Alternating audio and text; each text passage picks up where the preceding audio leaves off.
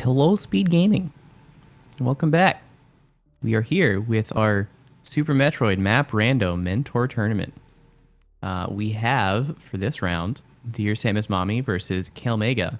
On mentoring, we have Sunwoo Farmer for Dear Samus and Nito mentoring Kalemega. This is an elimination round. This is the lower bracket. What round is this? The challenge bracket says lower bracket round 3. Yeah, winner of this will be in top 16? Sure, we'll go with 16. Maybe 12. It's hard to say. And then, yeah, loser will be out of the tournament, unfortunately. But, yeah, joining me on tracking is Slam. Thank you, Slam. But we're going to get started here in a little bit. For the first game mode, Dear Samus chose first. We are going with Metroid objectives. That means instead of having to fight all of the bosses in the game, that is Ridley, Kraid, Dragon, Phantoon, we have to find all 4 Metroid rooms and kill all the Metroids within those Metroid rooms.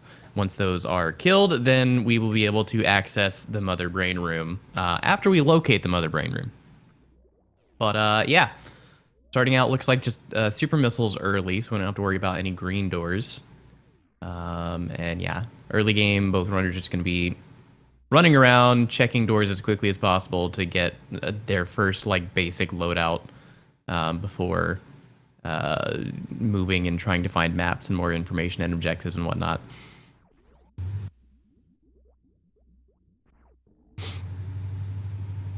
Okay, we found Main Street, so once we get Morph, we'll be able to get that item.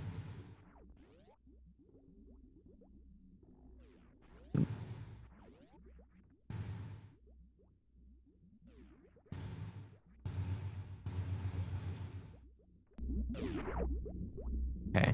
I'm noticing Dear Samus's audio is a little quiet, so we'll use Kale's for the time being. High jump at GT. I have a feeling Kalemega is gonna try for that when he sees it. You can crumble jump that. If you fall, you die, or you're stuck. It's a soft lock. First try, nicely done. So Kale with an early lead, getting that high jump, which is gonna be a big deal. If we find Spring Ball here, no, Morph here. Okay, so Dear Samus is now probably going to go back to Main Street to get the item that's there. Oh, falling on top of the spiny, stepping on it. You know, like stepping on a Lego. You say ouch. That's the name of the enemy. It's an ouch. Why they named it that way, I don't know. But it's spelled with a W, not a U. So, you know, I don't know. Nintendo makes weird names for things.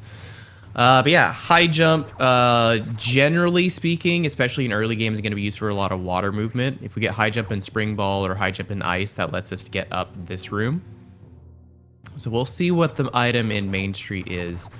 I have a feeling it's going to be Spring Ball.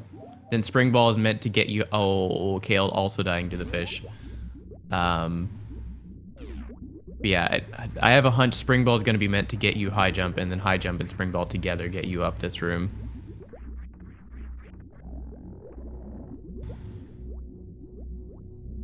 Dear Samus getting out alive with that Morph Ball. Gonna go save and check Main Street.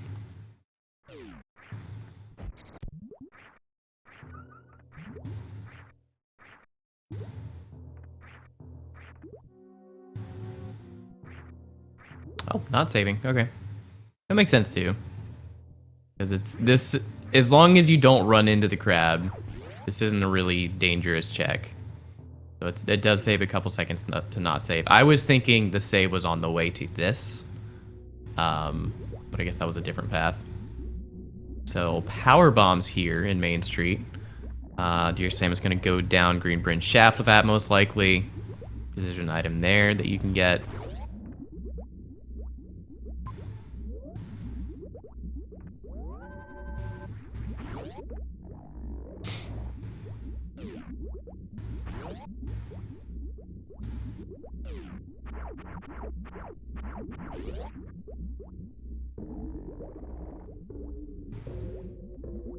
All right.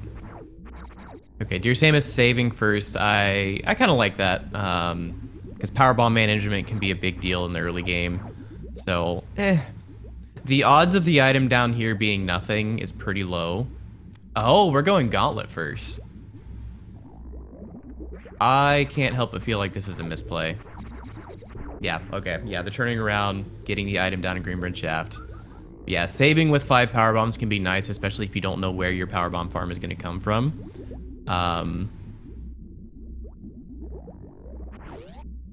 So, Spring Ball, yep. So we're going up beach is the name of that room where both runners died.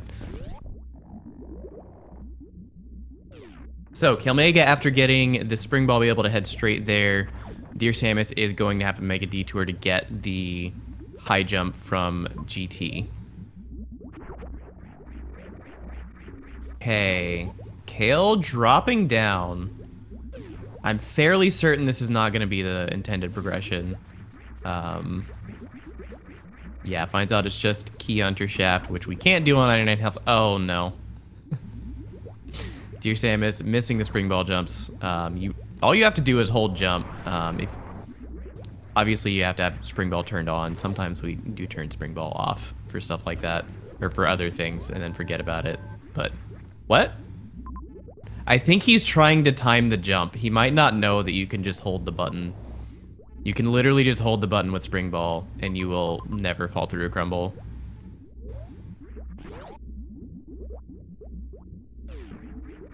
Yeah, now he's holding the button down.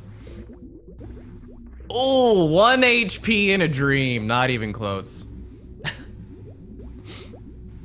Hello, Toretta. Metroid objectives. It's a game mode that we have as an option in this tournament. Essentially, it just mixes things up. Normally, when you're playing Map Rando, the objective is to kill all 4 bosses. That is Kraid, Dragon, Phantoon, and Ridley. And then once you kill those 4, then the way to Mother Brain will be open. In this game mode, instead of those 4, the objectives are replaced with the 4 Metroid rooms. So you need to find all 4 Metroid rooms and either have power bombs or ice beam to kill them.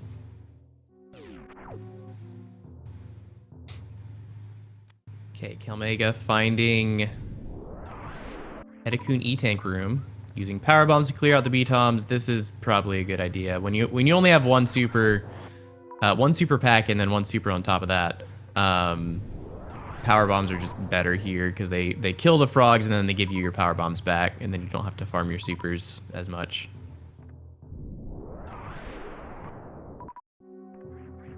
All right, DearSamus following shortly behind, killing the fish just to be safe, taking some of that health.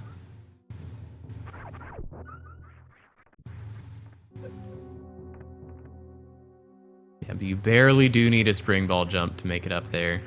Kale peeking this Edakuni tank item. It's Spazer.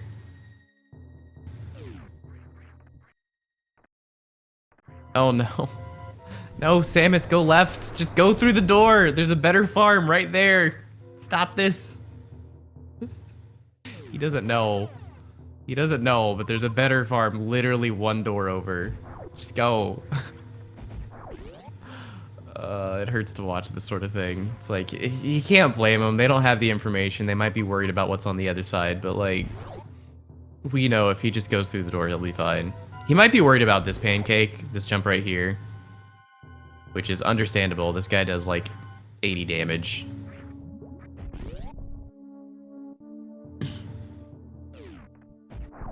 All right, meanwhile, Kale has picked up Spazer. Trying to go for map, but the room layout said no. Oh no, this is bad. This is bad. Powerbomb. Okay, he's alive.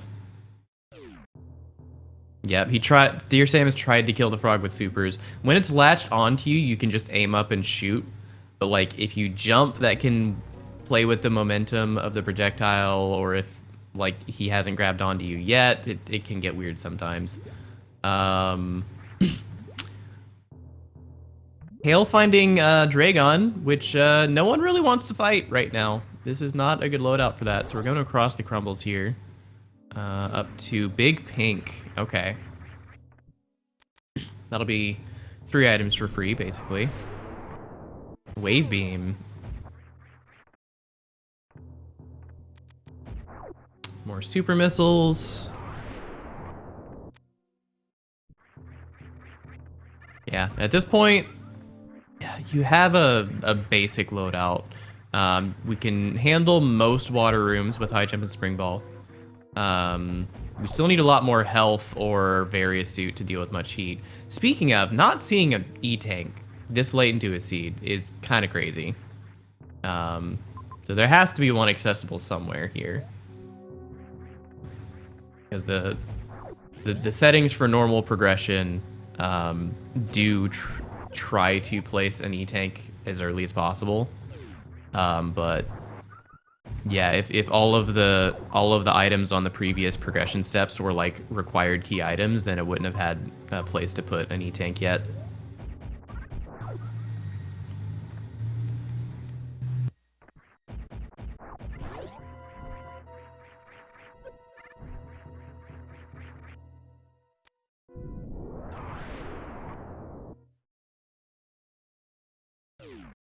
Hi, Botwoon. Bye, Botwoon. If we had charge, that fight would be doable. But we do not have charge beam.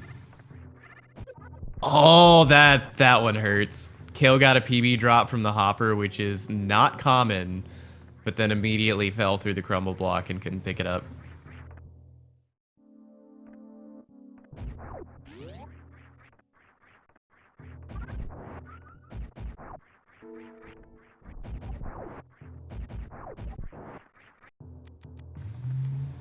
Okay, checking top left of Big Pink. We're gonna have to spend a PB to get back, so we'll be down to 1 if there's nothing in here.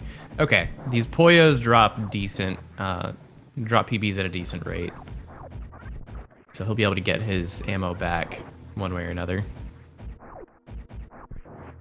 Meanwhile, Dear Samus catching up to Big Pink.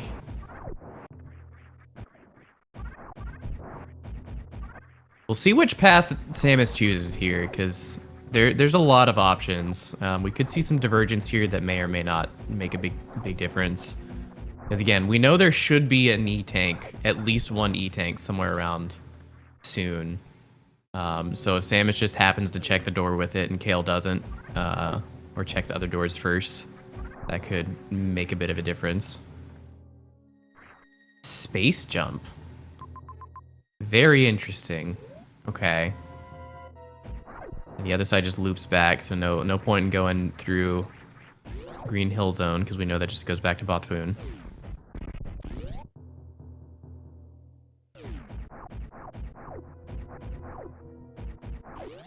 Alright, Kale went top left. Dear Samus is going top right.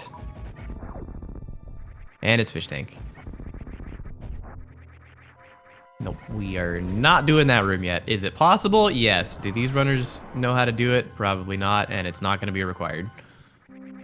And there's our first E-tank from Kale in pit room. Oh, Space Jump. Space Jump puts this room in logic. You can technically get out with just High Jump and Spring Ball, but High Jump and Space is medium logic here. There's a thing called Space Jump Water Bounce, where when you get to the surface of the water, you can repeatedly space jump to gradually increase your height and escape the water and break free. So yeah, Space Jump to me is a very strong indicator that this is the direction we should be going.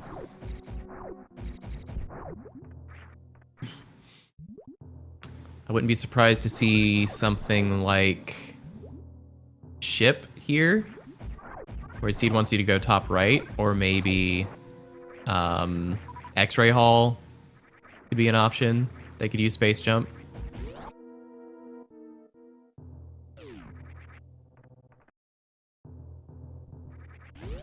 Oh, he only has 1 PB. Ah, that's awkward. Yep, this right here is a perfect demonstration of how power bomb management can make or break a race for you. Because I think we can be reasonably confident this is the path forward. So Kale should be fine, but like if you're concerned about this, or sometimes you go into a place like this and you don't have a way to get power bombs to get back, and suddenly you've lost like 5 minutes of progress or more. because you just can't make the return route for something you checked, even if it is the way forward. Okay, there's a save station. This is still scary. The key hunters here are capable of dropping power bombs, but their drop rate is very low. At least I'm pretty sure they can drop PBs. So this is not a great situation. Crabs. Crabs is the bailout.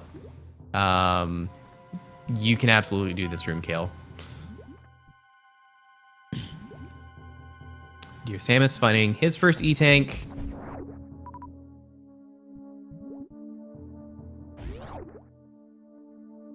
All right. I really think Kale should be dropping down there. He might be wanting to save with this power bomb, but the luck on this guy. I swear. I've mentored a lot of these races. I've commentated a lot. Whenever I'm commentating or mentoring someone through a seed, they get like the most ridiculously lucky power bomb drops. And then whenever I'm playing, I never get these. I don't know why. Like, I'm cursed with good luck, but only for other people, never for me. Okay, I'm not really sure what Kale is doing here, because we didn't get any kind of progression in this direction. So I'm not sure what the game plan is here.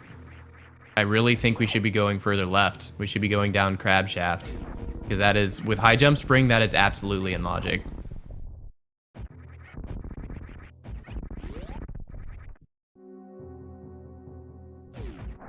DearSamus, on the other hand, getting here with 4 power bombs, so he can just run through and not be concerned in the slightest.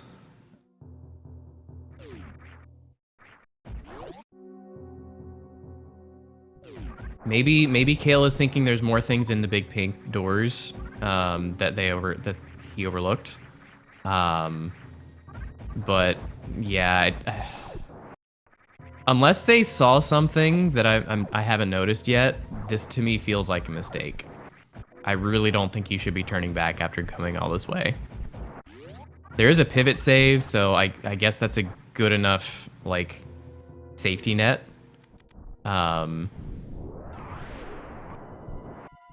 But I think if you were going to check these, you needed to do them when you were here the first time around.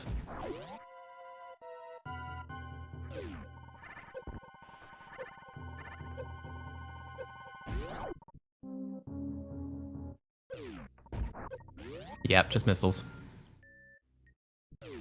Okay. I do think they had a good idea there. Because I think they looked at the space between the Green Hill Zone and Thread the Needle Loop and saw that there was like an exit door with no connector to Loop 2. So they determined that has to be a refill or an item to be a dead end like that. But unfortunately, it was just a missile. And yeah, I really feel like that was a big risk to walk all the way back for something like that.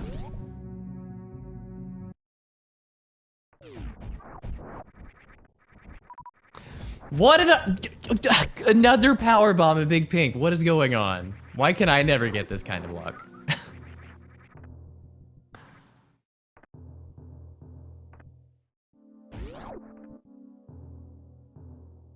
Yeah, I don't know why. Ooh, plasma. That's nice.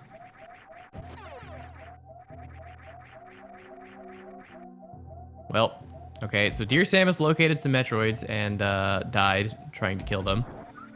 It only takes 3 power bombs per Metroid to kill all of them, but you gotta be careful, especially on this loadout, because they do a lot of damage very fast.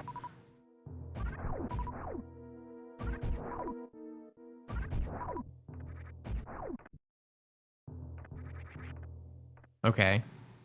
This is a little...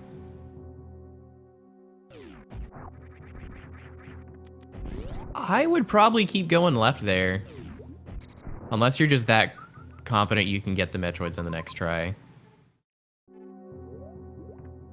Okay. Oh, maybe Kale and Nito were going for map. That might be what it was. But I don't really see a way they're likely to get there.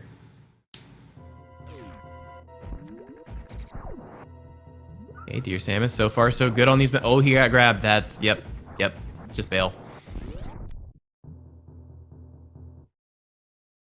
He actually died on the other side of the door, I think. I think I saw his health go to 0.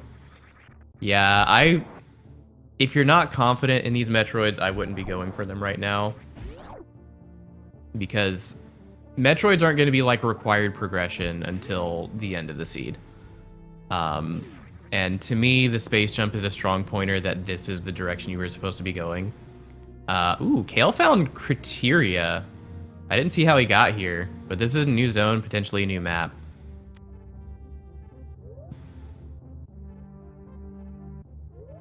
Okay. Oh, Fish Tank was Criteria. Interesting. So they found another entrance.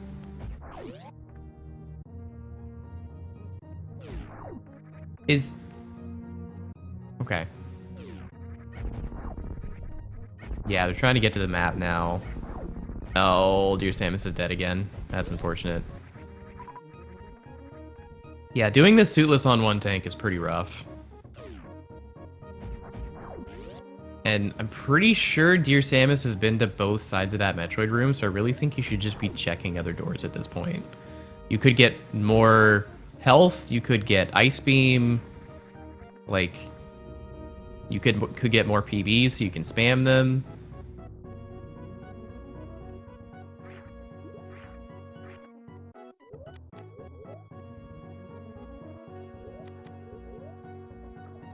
Oh, and he got grabbed again. Yeah, you're dead.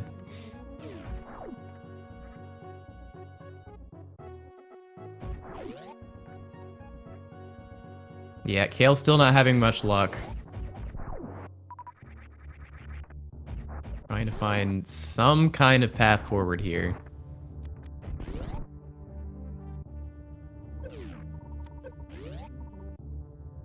Yeah, I think this is a bit of unfortunate tunnel vision for Dear Samus. Like, you don't need to be doing these Metroids yet. Like, this is absolutely not required. And you have other options you can be exploring. So, like, to be retrying this 5 times in a row is just... It's one of those things where it's like, it's an objective, I want to get it done, I know it's possible to get it done, but there comes a point where you just kind of have to be honest with yourself, like, hey, this is not going well right now, I should bail on this, come back for it when I'm better equipped. Okay, they got all the Metroids on screen. Can you avoid getting grabbed? There's a grab. That one died immediately, so that worked out. I think he's out of ammo, and that one's not gonna die. Oh, the luck on that. Are you serious? Wow. That was insanely lucky.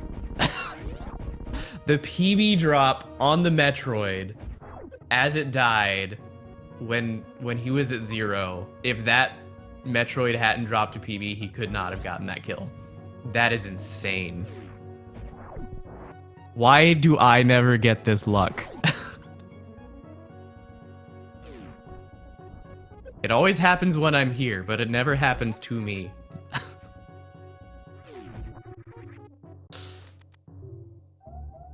Oh, Kale located another Metroid room, but died. That is one of the harder Metroid rooms to deal with. But he does have access to the top side of it. Going bottom to top in that room is really rough. Top to bottom isn't so bad. Man, that looks like a speed locked map. That's rough. Okay, so we're trying to talk Dear Samus through spring ball jumping up Crab Shaft. So yeah, neither runner has gotten any like meaningful progression for a little while now. I think based on the items we got that Dear Samus is headed in the right direction. But both runners have found a Metroid objective and both are spending a bit of time trying to get those done.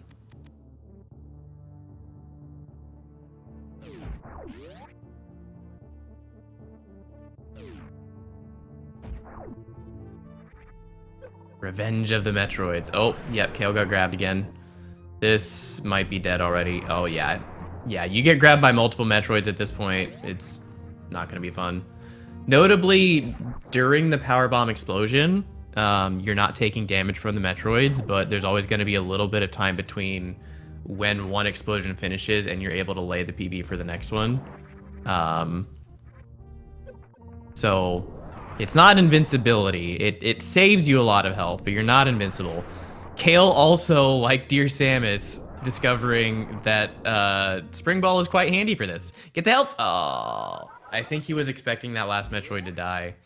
You have to be really careful when you're doing these Metroids with power bombs, because you can use 3 power bombs to kill a Metroid, but like if they're off screen for part of one power bomb, a lot of times it'll take more.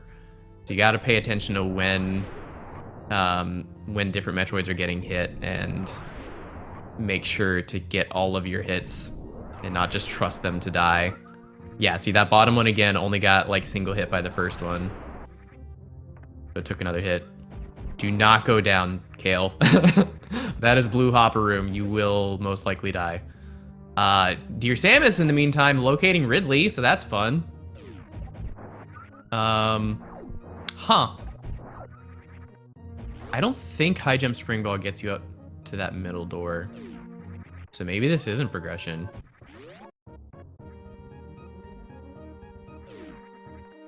So both runners have 1 Metroid room done and saved progress after said Metroid room. Yeah. Dear Sam is just going to revert. Says, I don't want to deal with that. We're going to leave.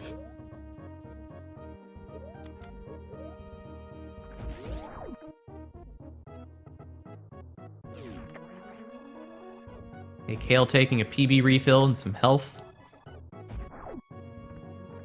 This is an unusually slow refill. Normally when you run into an ammo station, it's kind of a no-brainer, just take it because it's like the fastest refill you're gonna get. But having to go through the G4 elevator is a bit of a time sink for that when your resources are this low to begin with. All right. Here's Samus working on Space Jump Water Bounce. Gets out. Nicely done. So this is confusing to me now because we got Space Jump out of Green Hill Zone, and Space Jump more often than not is supposed to be considered progression. Like you see Space Jump, you're supposed to use it to do something. That applies for like a majority of the majors outside of Beams and like X-Ray. But we haven't really seen a real use for it. We got to the Metroid, but that's not going to be like strict progression.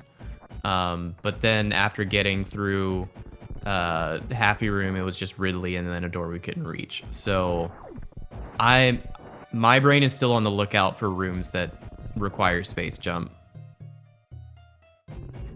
Oh, Dear Samus unfortunately hadn't blinded Batoon yet, so ends up walking down Green Hill Zone for nothing. Meanwhile, Kale is showing off a Spore Spawn fight. Spore Spawn has 960 health. Super missiles do 300 damage, missiles do 100 damage. So you need either 3 missiles and or 3 supers and a missile, or 4 super missiles, or like 10 missiles, or some combination of those things to get the kill. So it can be quite a slow fight, especially if you can't hit multiple shots on one round.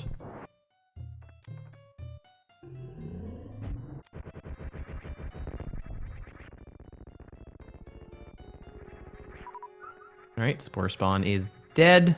We're going up through more of Criteria. Is this where the map is? I don't think so. I think the map was to the right of the elevator.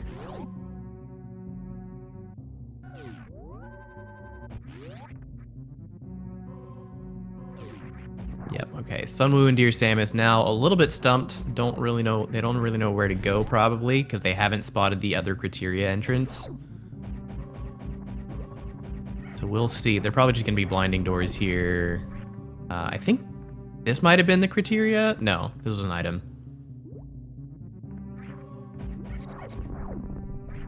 Okay. Kale going through Fish tank. Oh, is this our progression? Yeah, high jump lets you navigate all these platforms as long as you're not coming from the bottom left door. And then plasma lets you kill the pirates. In hard logic, you can be expected to do this with high jump only and just take no hits. But it wouldn't surprise me if plasma is expected to kill those pirates to be able to continue on up. Well, that's not a room we can do. That's not a room we can do. That's not a room we can do, Kale. We don't have the health for that.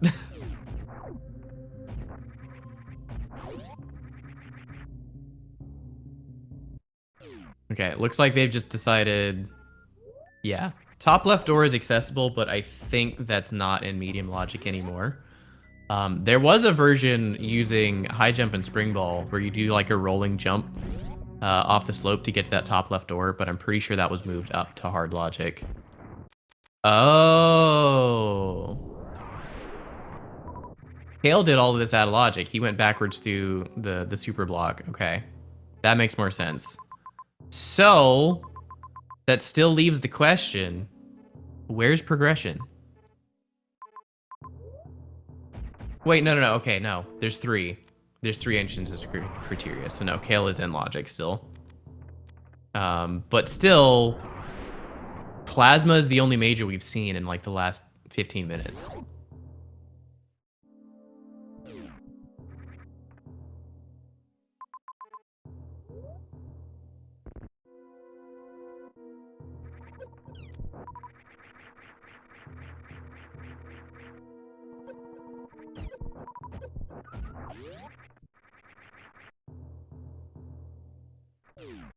Okay, Kale deciding to go back down to, was it Torian?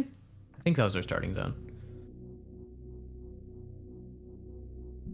Okay, Dear Samus finding the elevator, which unfortunately only has a refill up there.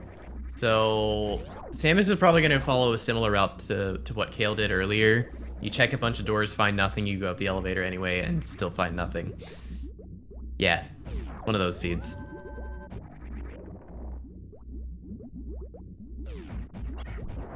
Okay, we have... Okay, this just loops back, though. This cheese room into... Main Street? Oh, yeah. No, Main Street could be the logic here. Because you can climb Main Street with high jump, spring ball, and medium. Yep, I forgot this was here. I'm still very confused that Kale and Nito didn't go down Crab Shaft. It's kind of an odd decision to me. If that's too much for you and then you come all the way back for Main Street, like, it's that's a strange decision. Okay, Dear Samus is now attempting Metroid Room 4. This isn't gonna work. The bottom Metroid did not take a hit. Yep. Ah! He got power bomb drops again. What is this luck? He didn't survive, but... Dude, the luck on this guy.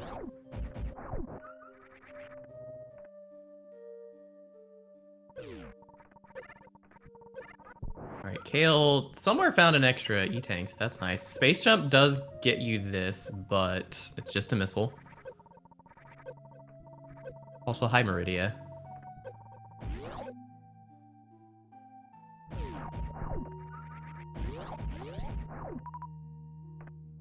Yeah,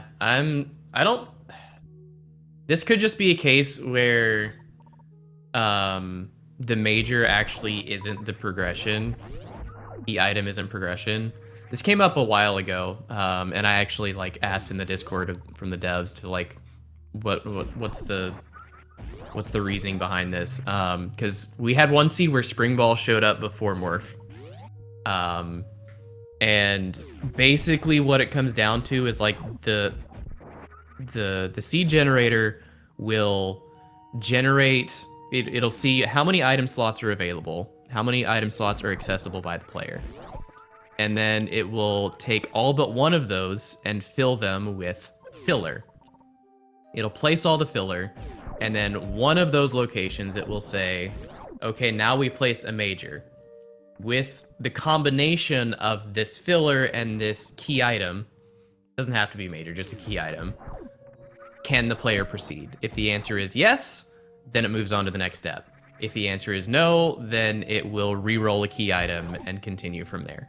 So if you're on a step where the filler ends up being what provides you progression, then the key item that got placed can just go unused, because it doesn't check is the key item used in the progression. It just checks, can you progress based on the filler and the key item.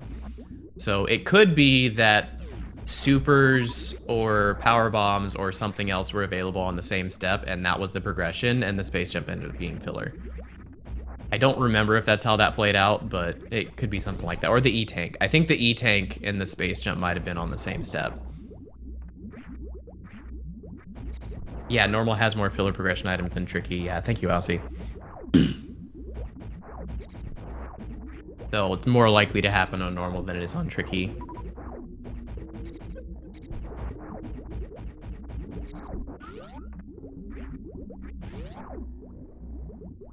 Oh, yep. DearSamus, now is the bad news that that's not a safe room.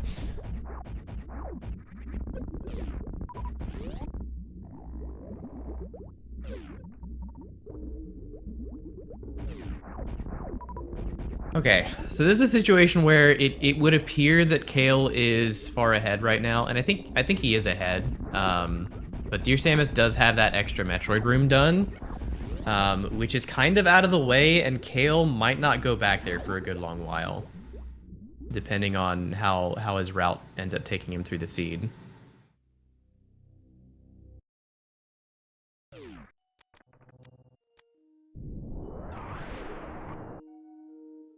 Okay, this should be fine. One more. Nice. Okay. DearSamus takes out Metroid Room 4 and gets out alive. I say he gets out alive. He hadn't left the room yet, but now he's alive. Something like a half reachable locations, all majors will have been played. Yeah. Right, okay. That makes sense. So yeah, once you have access to half the map, then it's just gonna be like, okay, we're done placing all majors.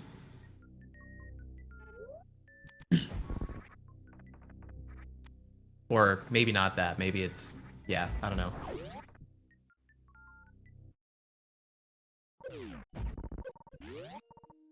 Maybe it's just it tries to place 2 majors per step or whatever.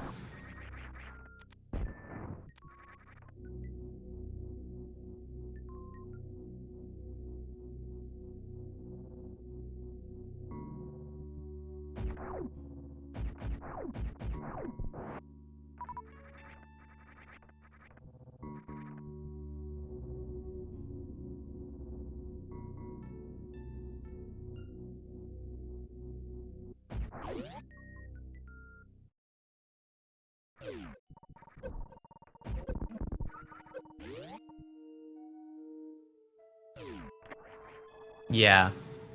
Kale being the one who's ahead and only sitting at 2 tanks is kind of crazy.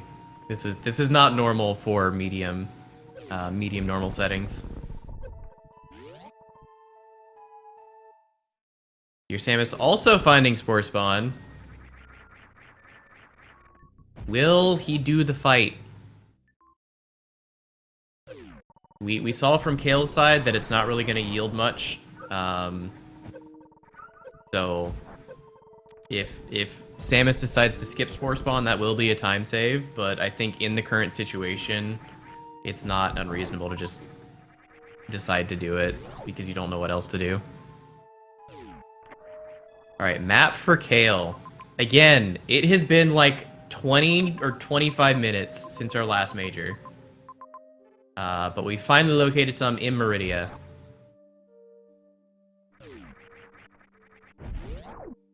Like, I think Plasma was the last major for both of these runners, and even then it had been a while.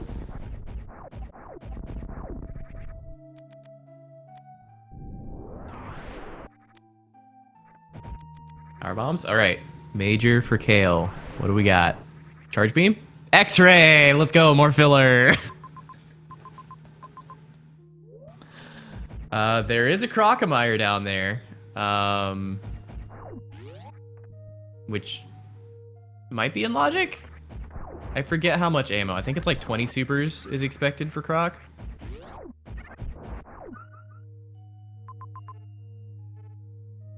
Alright, that's a dead spore spawn for DearSamus, and he's gonna get the bad news that fish tank top right isn't much of anything.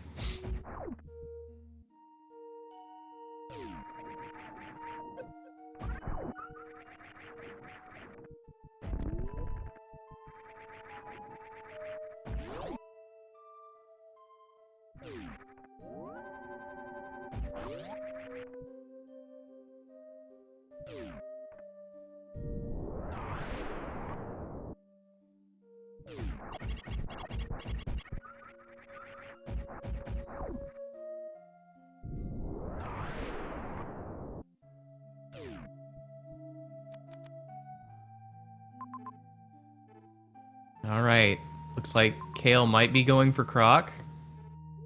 With this ammo, he should be more than fine. This is a very doable fight. The only reason I worry whether it's in logic or not is, like, it could just be filler. Like, it could just be charge beam or ice beam, which is, like, not bad things to have, but not the progression you're looking for just yet.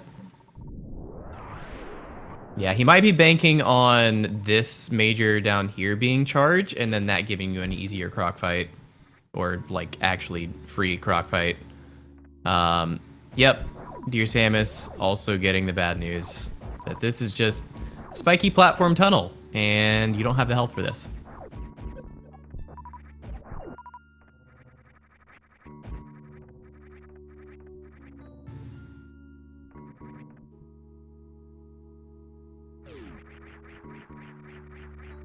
Okay. DearSamus also not checking top left of fish tank. I am curious if, like, you could, like, get an advantage there by breaking logic and going top left and finding something good.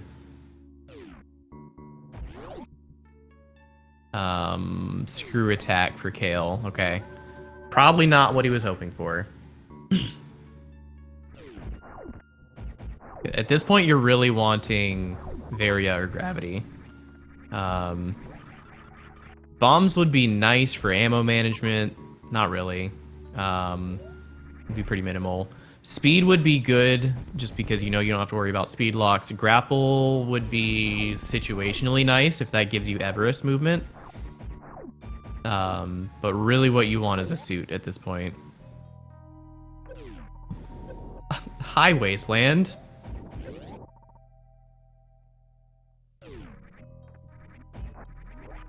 Alright, so DearSamus has left Criteria. What's the next move?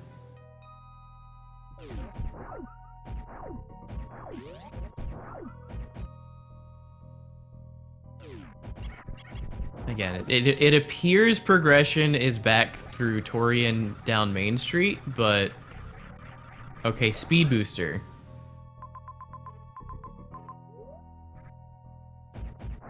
That's a good major, but I think at this point it's not what Kale is hoping for. But that's our first, like, confirmed, like, key item progression kind of thing. Screw attack at this point is probably just quality of life, but speed booster could actually be required for something. Okay, looks like he's going back for Croc now, if I had to guess.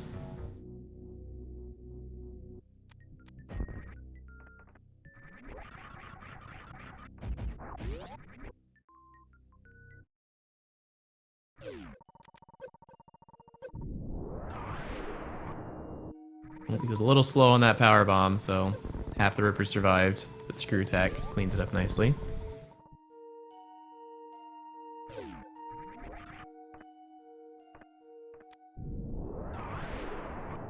All right, it's time for Crocomire.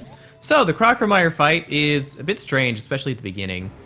He will like open his mouth twice and roar at you, and the damage you do during these first two phases will be applied after these first two phases. So Kale just did a missile and a super for each, so he's going to take 8 steps back. Now, from here on out, he will take a certain number of steps back depending on what you hit him with. For every missile, he will take 1 step back. For every super missile, he will take 3 steps back. Charge beam will make him step back 2 times instead of 1 or 3. If you get a missile and a super, it's 4 steps, etc., etc. You can do the math. So one of the like weirdly underrated things about this fight is learning to count the steps and shoot as soon as his mouth opens, because for every like inch he steps forward, ooh, gravity suit, that's one of the things you want to see. But yeah, for every little inch Croc steps forward, you're losing ground and you're costing yourself more ammo. If you can shoot immediately as his mouth opens before he starts moving forward, you can save yourself a decent bit of ammo that way. All right, so Kale is now in, I would say, a commanding position, but there is the possibility that Dear Samus gets down to Meridia and just finds gravity sooner, in which case everything should go a little bit faster. And again, we need to not forget that Dear Samus has taken out Metroid Room 1. Kale has not even located that Metroid room yet. So, depending on how things go with the rest of the objectives, there is a possibility of Kale burning a lot of time at the end of the seed trying to find the objective that Dear Samus has already done. So Kale is definitely in a strong lead right now, but there is still potential for things to change.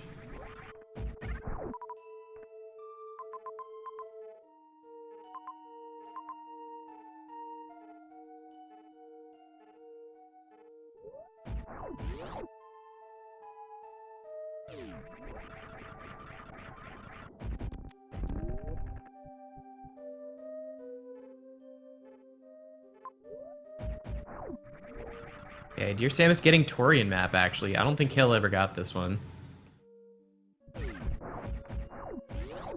Thankfully, it's not Phantoon. Because it could have been. Everest is over there. There's a Norfair connector and a Meridia connector. But yeah, at this point, I assume he saved, so he should just be able to pivot back to here and go down Main Street.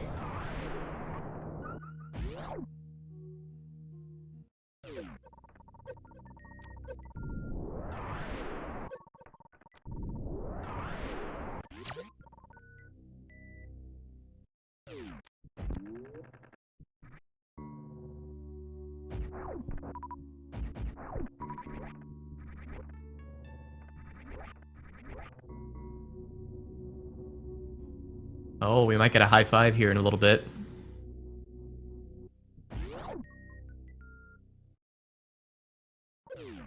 Oh, be careful, Sam. Please. Those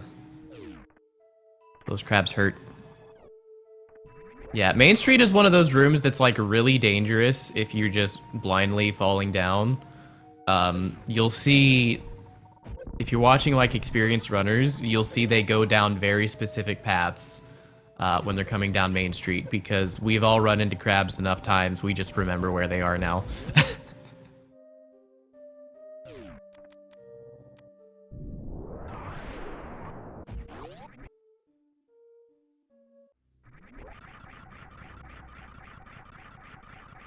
And a high five in toilet. That's hilarious, actually. I was expecting them to cross paths in Main Street, but nope, just in the toilet. And that's a second E-tank for Dear Sam. Dear Samus.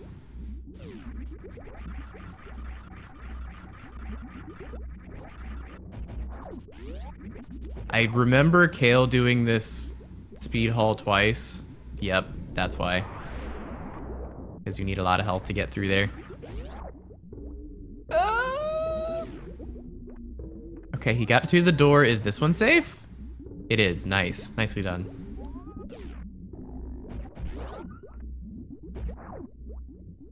All right, Kale is now probably going to be headed for the Torian map. He's going to get the news that Norfair is down below. And that's probably where he's going to go next.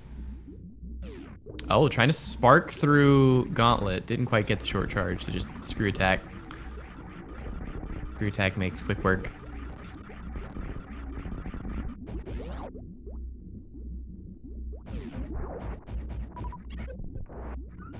Okay, yep. So, your Sam is going to turn around here, get that save, and then try this fast rippers later, most likely. Yep, so Kale will be getting the map shortly. This is, again, double chamber.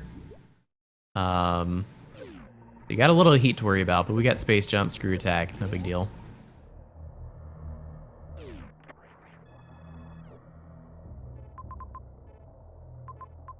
That is down Key Hunter Shaft. Screw attack. Oh. Oh, actually. That's not in logic.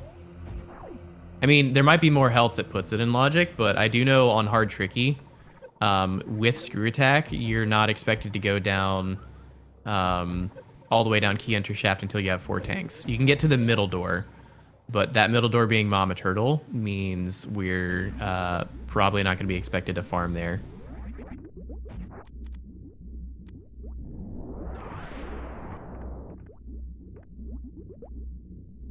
I say probably. We're definitely not going to be expected to farm there. Okay, Dear Sam going through fast rippers, gets all of the dangerous rippers killed. Bubble Mountain. This is where Croc was. So if Dear Samus goes straight for Croc after getting this map, that could be a pretty sizable time save. Because we happen to know that that is Gravity Suit.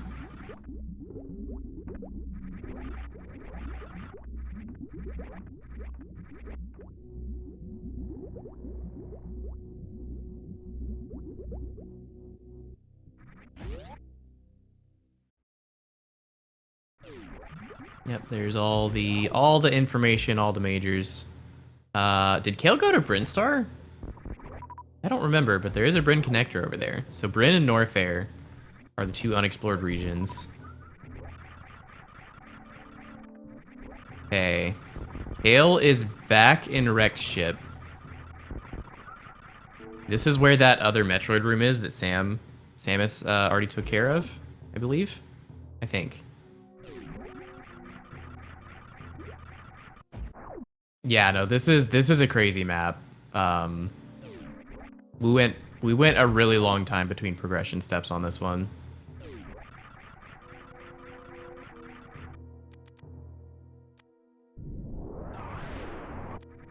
Ooh, Samus almost dying to these hoppers. Don't leave. Okay. Yep. Plasma lets you kill those pretty quickly, but they do a lot of damage. Yep.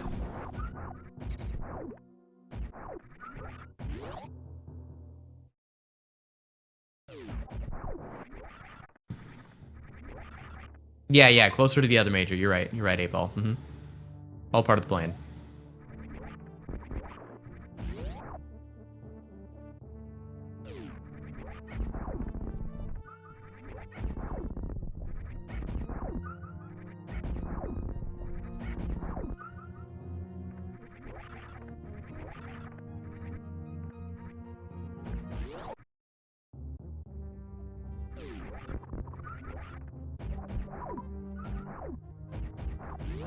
Yep, unfortunately, that death takes him further away from what we know as Gravity Suit.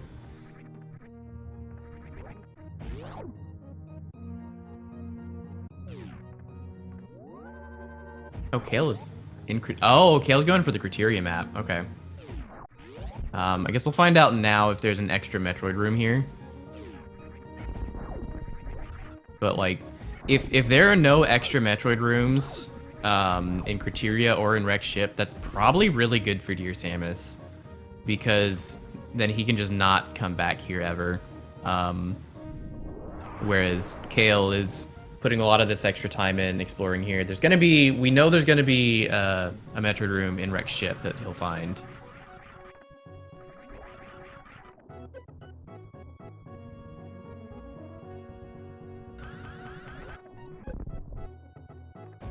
Looks like Nito's trying to talk him through some strats for climb supers. You can just powerbomb all these blobs here, but screw attack lets you just jump across somewhat safely. And there's Suit. Okay, that's bad for Dear Samus because you're gonna have to come back here.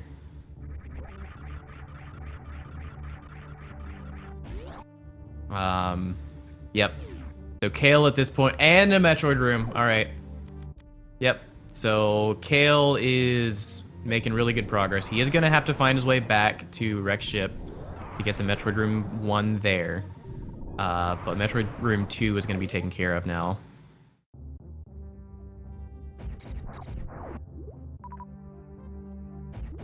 Okay. Yeah. Dear Samus taking a bit too much damage going to this Fast Ripper room. Gonna have to go back out and get more health. Oh, this is a little sketchy. Okay, yeah, just revert to the save.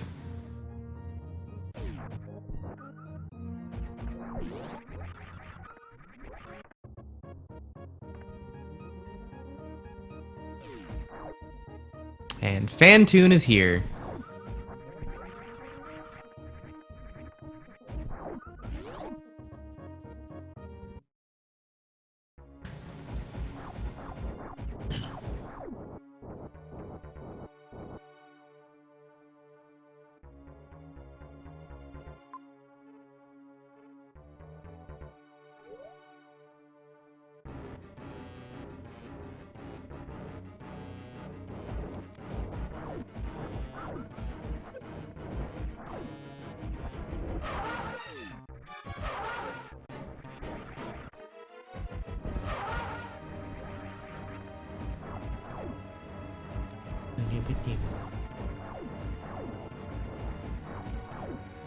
Yep, Dear Samus now gets the bad news that the major he died trying to get to was Screw Attack.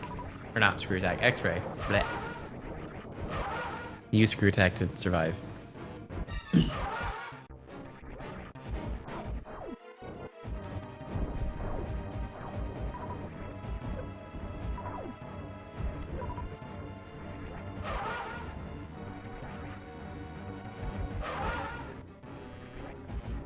Yep, and although we have a really strong beam and we have X-Ray, can't microwave Fantoon because we don't have charge.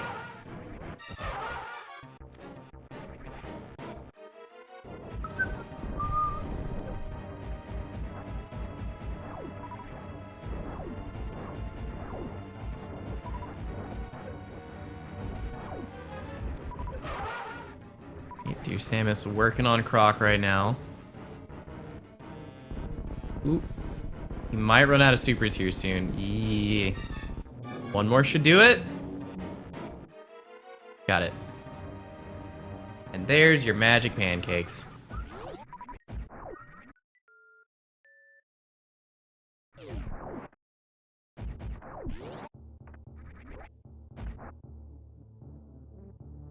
Alright, let's see what else is on this criteria map. Okay, so there's the extra Metroid room, and that's it. Okay. And it appears... Yes, Speed Booster is required to get to that Metroid room. So you specifically have to go down to Meridia to get speed to come back up here.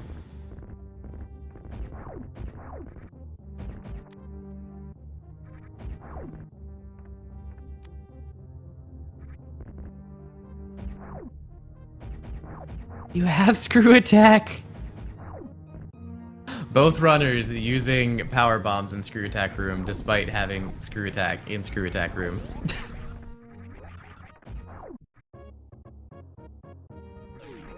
Oh no.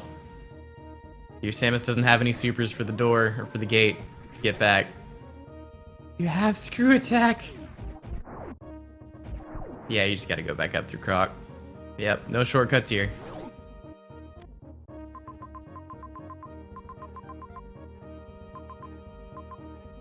Alright.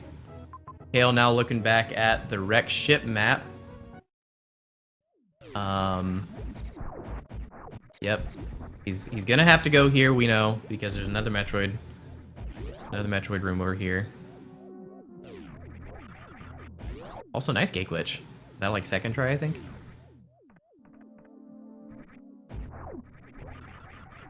Was it first?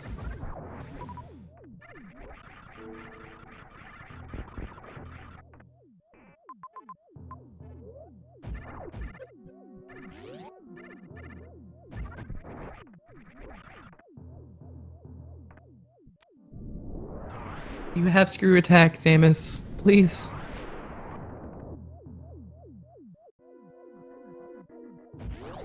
Oh, was it Rippers? Okay, that makes sense.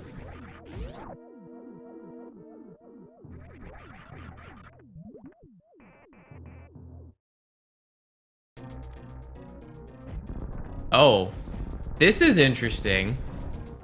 Kale going through Drake. We saw Dragon earlier, but we naturally didn't fight her because we didn't have the equipment. But yeah, this is an interesting choice. I don't remember. This might be the way to the map. Yeah, it looks like it is.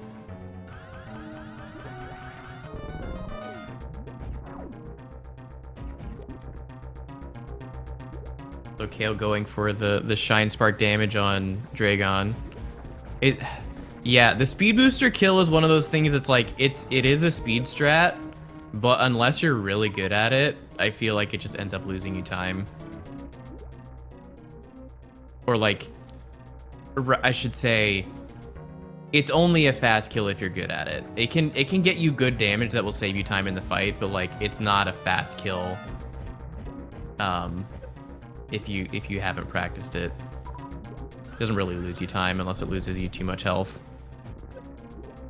Okay, Dear Samus going to Bryn. So here, okay. Here's the question of the race. Dear Samus already has a Metroid room taken care of in Wreck Ship. That's one thing he doesn't have to come back for. That is on the other side of the world from here in Bryn Star. Which may or may not have Metroid rooms that need to be taken care of. If all of the Metroid rooms are here in Wreck Ship, then Kale just wins. Dear Samus will have to come back to Criteria, but if there's a Metroid room here in Bryn, that gives Dear Samus a chance. Okay. It's not good. And we know Varia is not going to be here. I think this is just bad.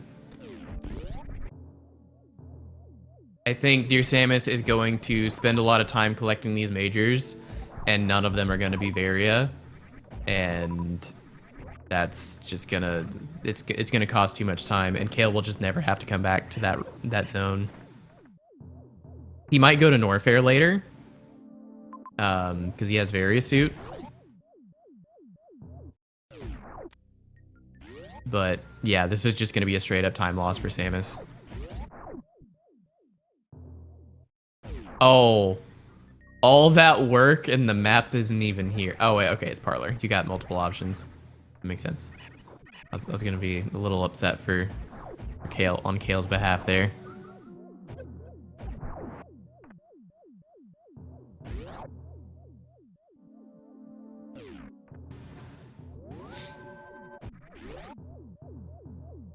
Okay, so what majors are left? Charge, Ice, Bombs, and Grapple.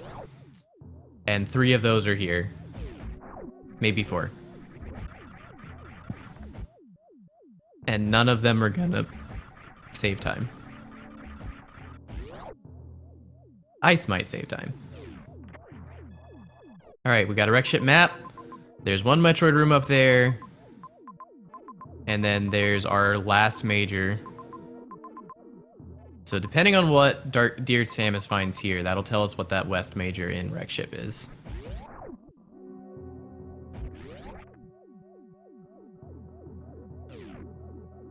Grapple.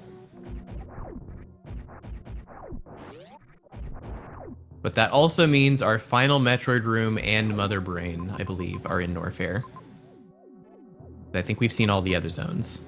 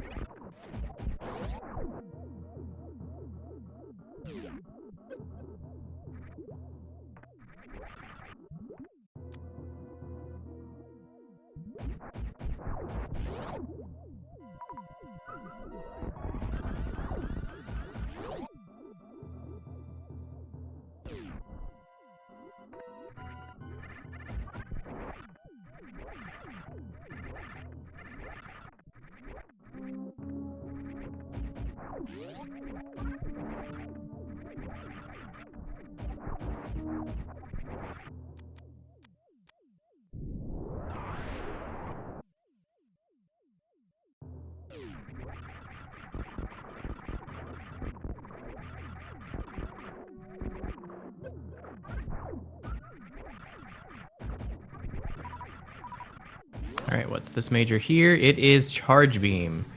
Okay, so that right there is probably really good for Samus. Because Kale is still gonna need a Mother Brain solution. He's close already. He just needs like an extra super pack and then a bunch of missiles. But that does mean Dear Samus doesn't have to worry about collecting ammo anymore. But he's collecting ammo anyways.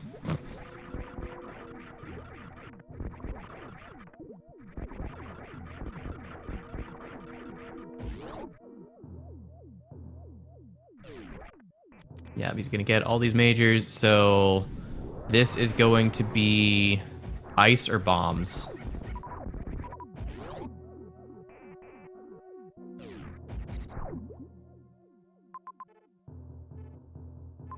Bombs. Okay, that means ice is in wreck ship.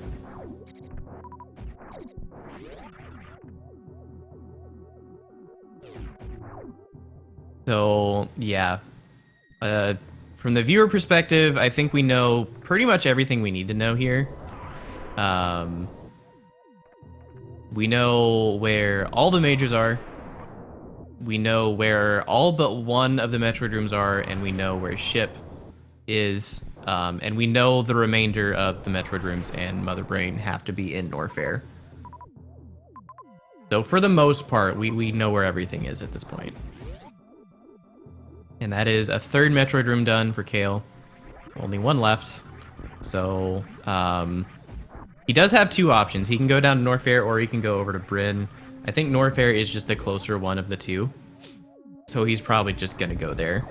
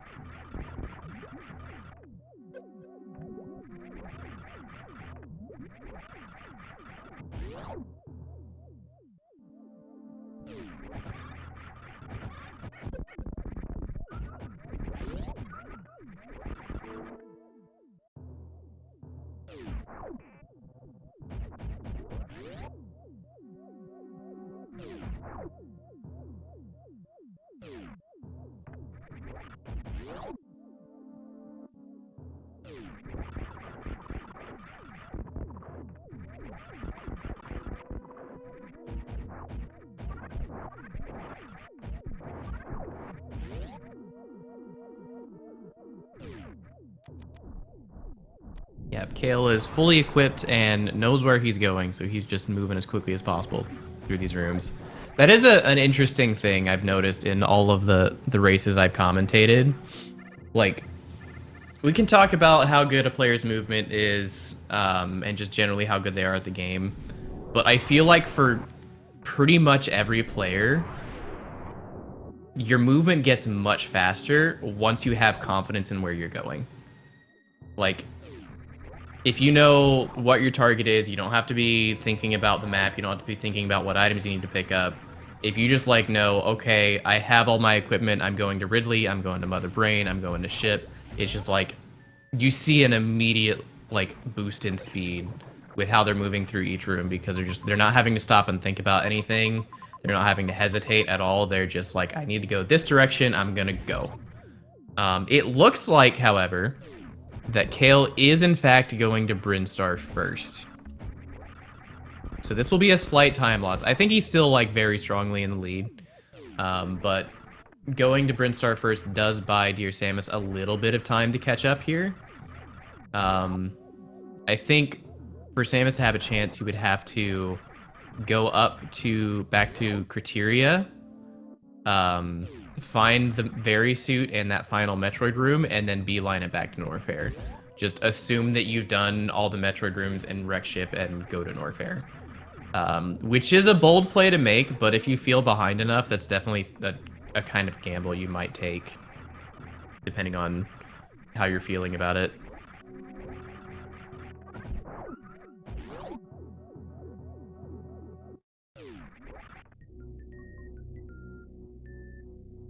This does, however, mean that Kale will not have to deal with the blind escape, because Ship is in Bryn, so he will get that information before leaving.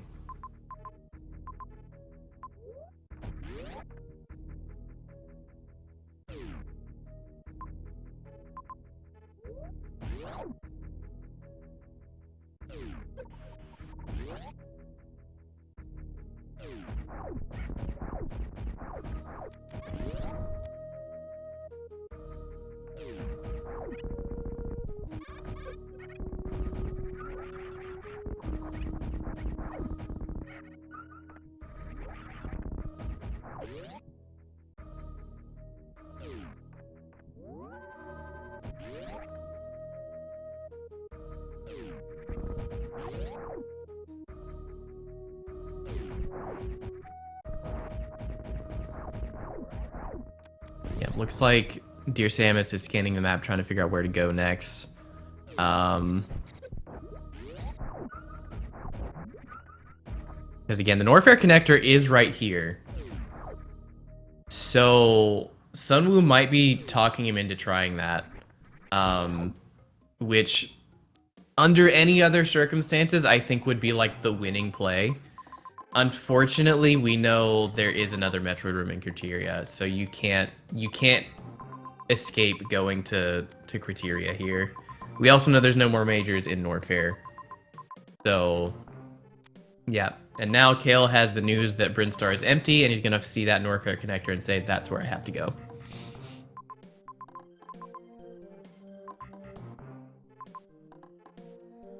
Okay.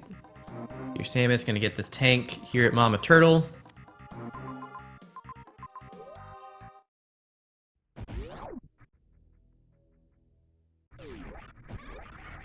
Yep. So Kale is going to be a few steps behind Dear Samus positionally, getting to Norfair.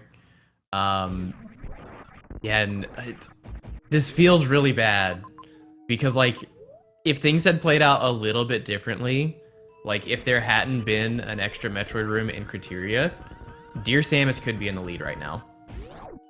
Because you can just come down here, get the last of the health you need for Mother Brain, and just kill your last two Metroid rooms and be done. But unfortunately, we know going to Criteria is hard required. You do have to go up there to find your last Metroid room. Well, here's the last Metroid room that Kale would need. Good news is it's still not going to be enough, but the good news for Dear Samus here is that once they do this Metroid room and then they get the map, they'll see there's no more Metroid rooms here. So they'll know they have to go back to either Criteria or Wreck Ship. But given that Kale is already here, it's just going to be too little too late, unfortunately.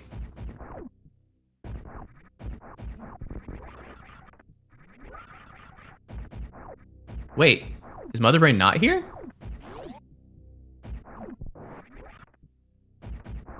That could change everything. If Mother Brain isn't here. Mother Brain's in Torian. Oh, thank you, chat. I did not see that. That actually changes everything. Because both runners have to go back to T. I think Kale is still in the lead here, but, like, it's not nearly as far away. Like, it's not nearly as bad as I was thinking. Although Dear Samus has to get out alive here. This is a dangerous room. Okay, he should be fine.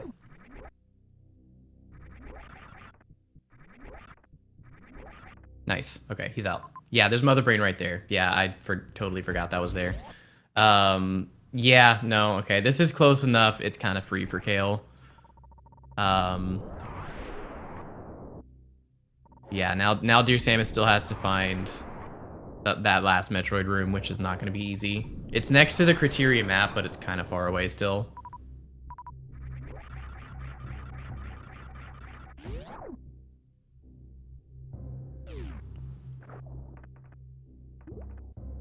Oh, wait, Kale doesn't have charge. He's got to go collect ammo. Wait a minute. Wait a minute. I forgot about that, because charge was in Bryn and Kale just left immediately. Oh, okay, this is actually close. Because as soon as Dear Samus runs into Various Suit and the last Metroid room, he's in go mode.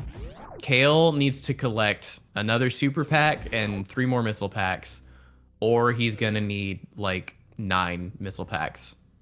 So if these are all power bombs, that's gonna be a big problem.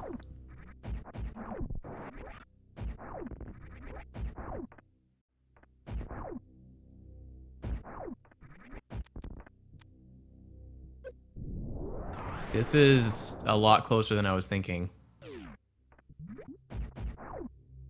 If this is a super, if Kale gets 2 supers here, I think he wins. If he gets a bunch of power bombs and a handful of missiles, okay, there's 1 super, so he needs 2 missile packs. And this is also assuming Kale is comfortable doing Mother Brain on minimum ammo. I don't know what his threshold is for that fight. Also, I don't believe there's a Zeb skip either, so he's gonna have to farm.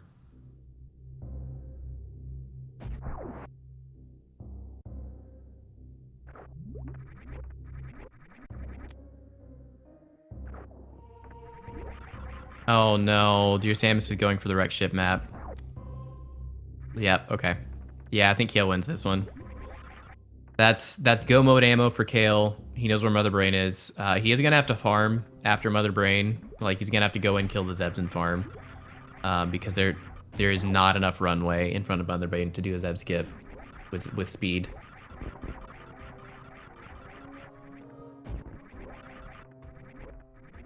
DearSamus, however, does have the ability to microwave Dragon, so that's cool.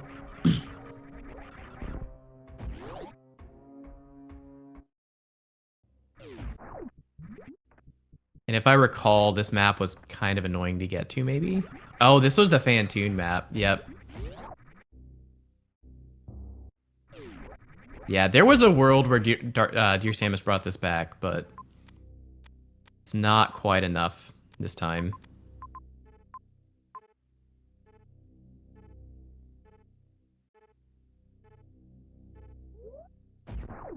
Yep, I think Sunwoo and Kale are talking through their options right now, trying to figure out where a farm is.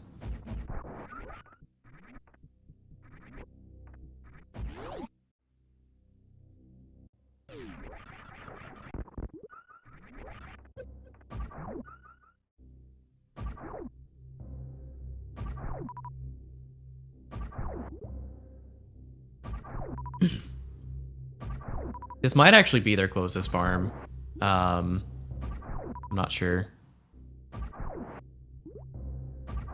If this is their closest farm, it's going to be a bit of a trek back and forth to Mother Brain, but it's not the worst you could have. Yeah, if DearSamus had gone for Criteria map instead of Wreck Ship map, I think this would be very, very close.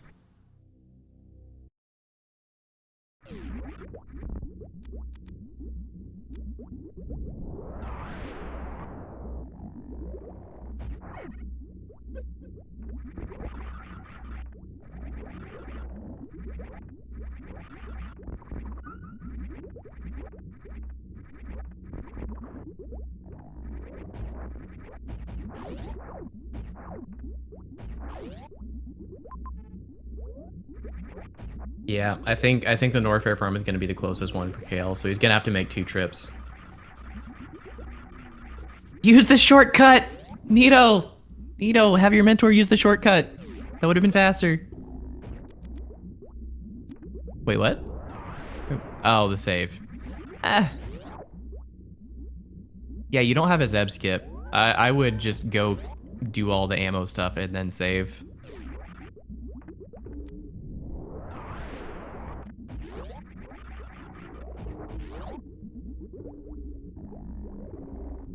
Okay, this was Lava Dive. So Fantoon was in Criteria then? Question mark? Yeah, I think it was. Yeah, unfortunately, bad news. No other Metroid rooms here. You're looking for the Criteria one.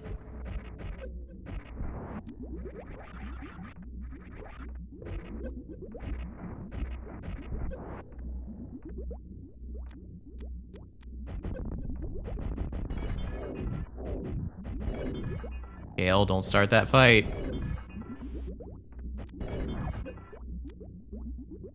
Oh no, don't.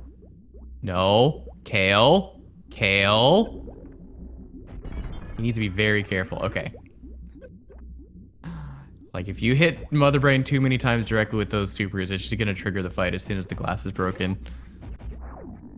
He's good.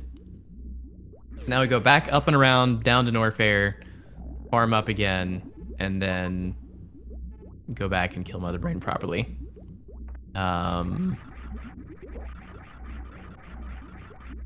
Meanwhile, I'm not sure where Dear Samus is going. Are they going for the major and hoping that it's Varia? Yeah. That could be rough. Oh no, they're dead. No, they got enough. They're fine.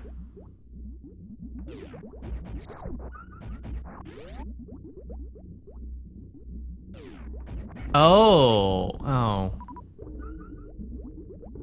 I guess this does work. You have 35 supers. So farming Baby Crate here does work.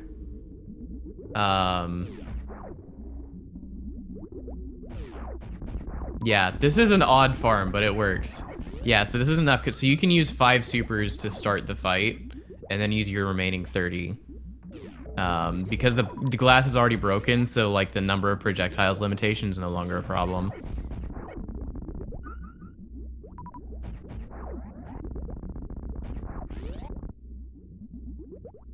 You can just... Okay, I was about to say, are you going back to the right? No, you can do this fight from the left side now. Baby Crate isn't gonna drop anything anymore. Yep, there's Ice Beam. Yeah. Yep, there's the revert.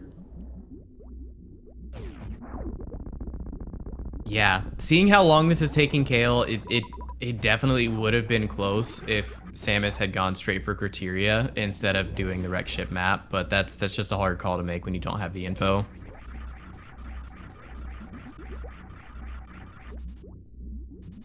Okay, Kale's gonna go back and save. That makes sense.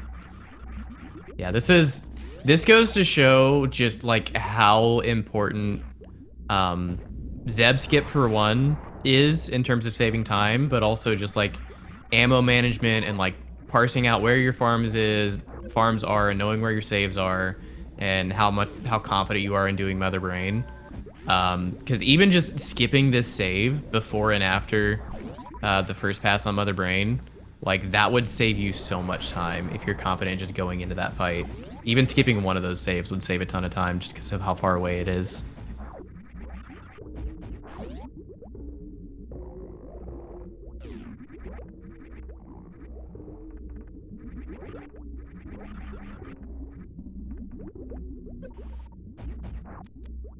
They are not close to that map from here. All right, get your guesses in chat. What do you think the escape timer will be? Mother Brain is here in Torian. The ship was in Meridia. I'm gonna say 115. Sorry, Bryn. Sorry, through Meridia into Bryn. Sorry, I'm lying. It's in Bryn. I was trying to think about multiple things at once. It's dangerous. Don't do that.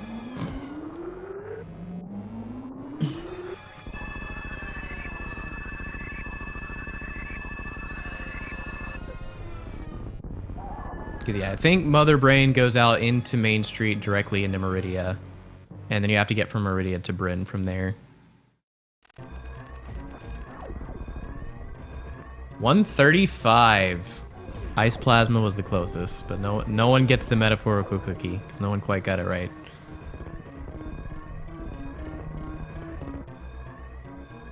Yeah, they're playing on a game too.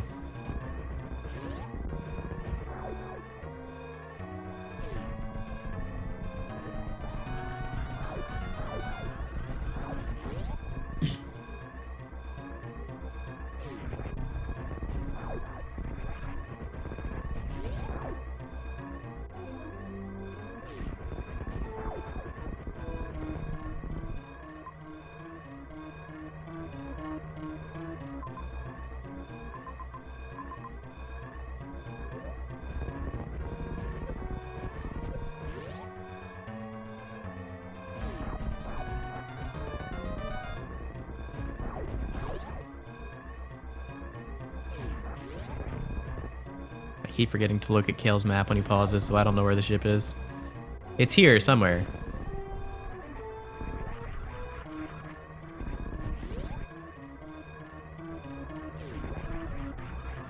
Top left, I think?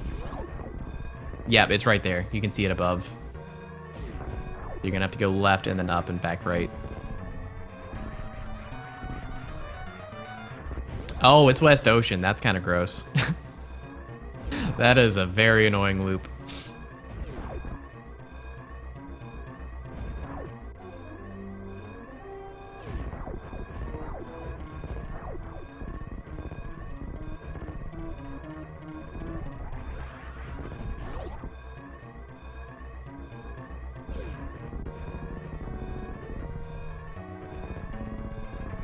And get your GGs in chat with an official time of 1 hour, 26 minutes, and 4 seconds. Kalemega has taken game 1 of this best of 3.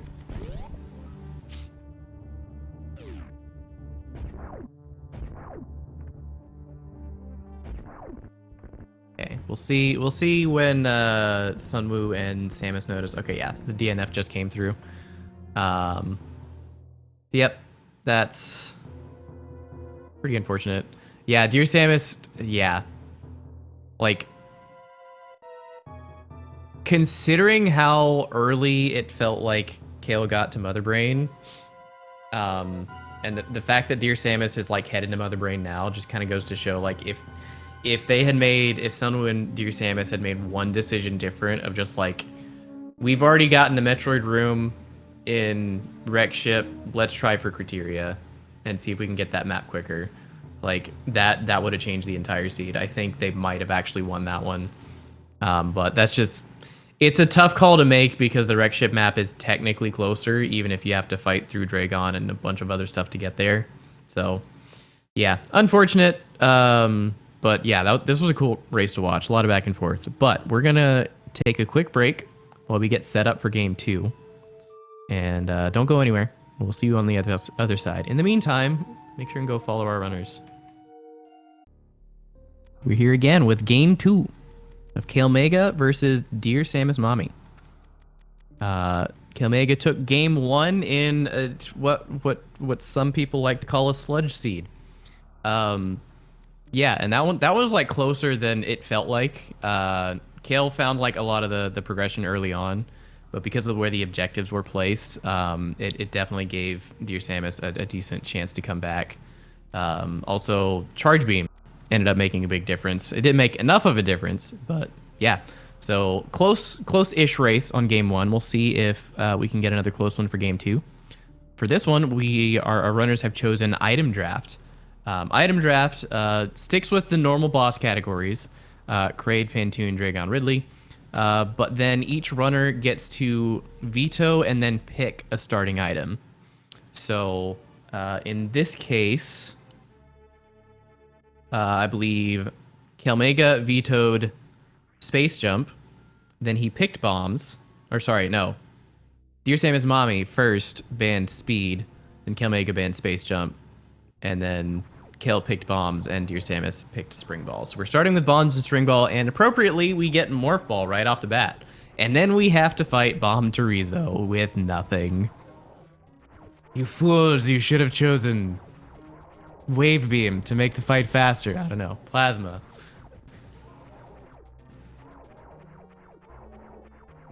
Yeah, it's always funny when you see this early in the seed. It's just like, no one ever fights BT this way, but sometimes it just forces you to. All right, we're starting in Brinstar.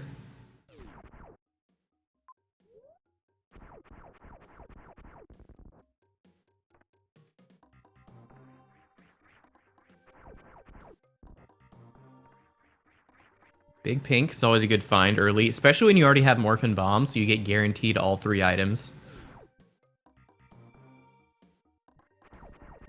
E-Tank to start. No surprises here.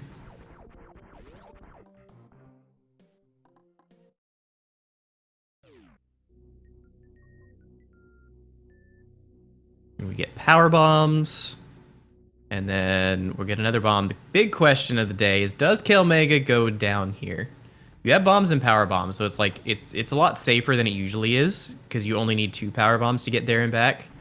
In a lot of cases, you need 4 power bombs because you need 2 to get down and 2 to get back up. But bombs lets you save the power bombs at the top.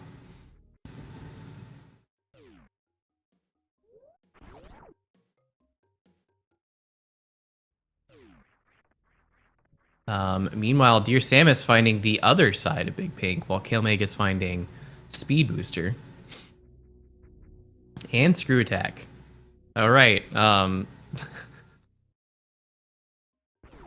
Slam and I were just talking between races about how some seeds can be really rough because you get all the items at the beginning of the game, and then the entire world is open, and you just have to figure out. You have to pick a direction and figure out where to go.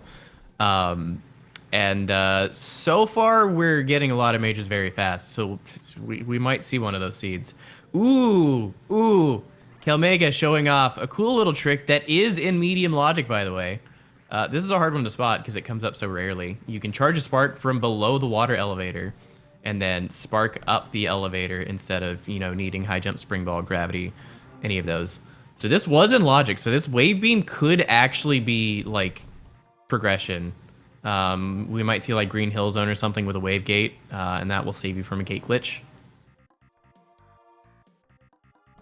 But wave beam is considered filler, so there's also just every possibility that the game placed it just because it felt like it, and then there's not really going to be a use for it later.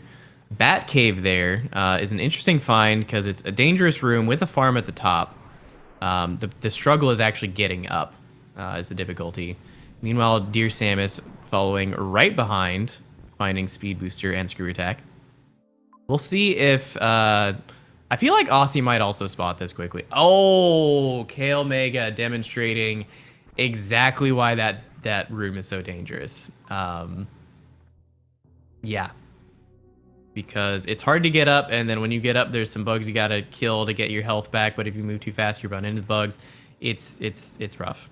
So yeah, I imagine... Actually, I don't know if Nito or Kale would be the ones who spotted that bit of logic. We'll see if Aussie and Dear Samus notice that one. Aussie definitely knows it's possible to go up that elevator. I don't know if he knows it's in medium logic. But they're going for it anyways, so we're going to see both runners finding this neat little trick. Ooh, first try too. Yeah, going up with that spark is significantly harder than doing the diagonal. Because when you're going up, you have to hit a 1-tile gap. That's like barely enough space for you to go up without bonking your head. If you're going diagonally, you can jump to the side, and then you have a significantly wider margin from where you can spark from. Because if you hit a wall while going diagonal, you'll just slide up the wall instead of bonking into it.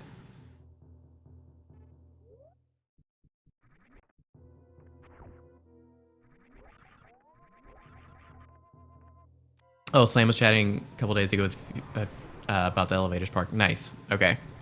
Because that was one of the things that I discovered was in medium, and I'm like, I'm including this in my Plando.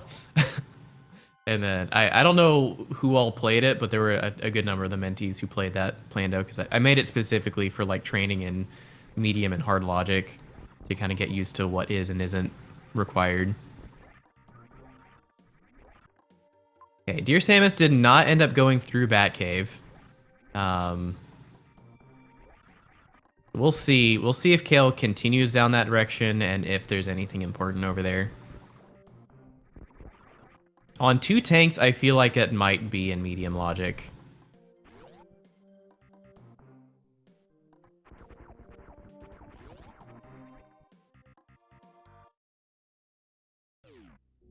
Oh. Oops. Kale went up the elevator before charging the spark. So that's a good like 10-second time loss right there.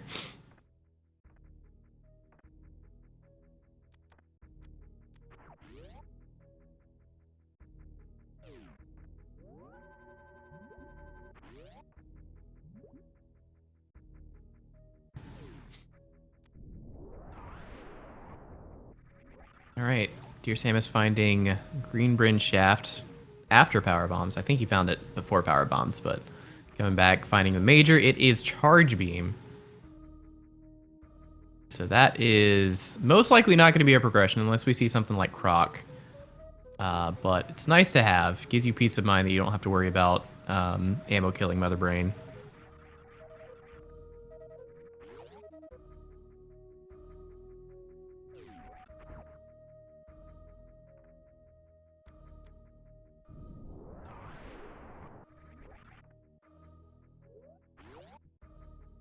Yeah, it looks like Sam is just trying to find a way toward the map.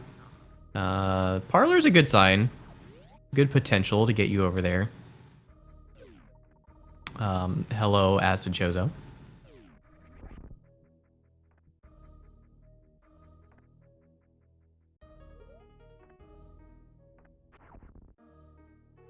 I think down door basement? Could be basement. Oh, still no missiles. Yeah, no missiles or supers for either runner yet. A little unusual. Speed booster gets you this item. Where you going? Where you going? You have speed. You have speed booster. Where you going?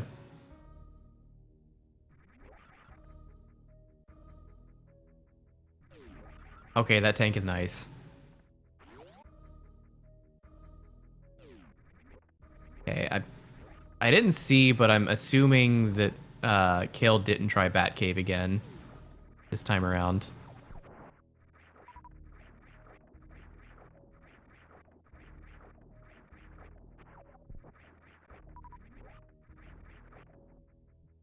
What, where are you going? You have speed booster. I'm so confused.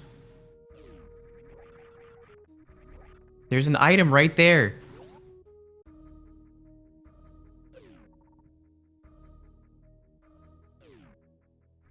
Yeah, I really think it's a mistake to not be going for that item because I'm 99% sure that is in medium logic to do without gravity.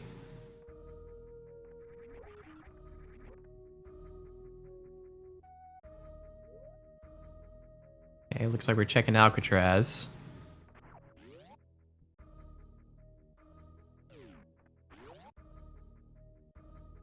Nothing but an ammo or a health refill down there.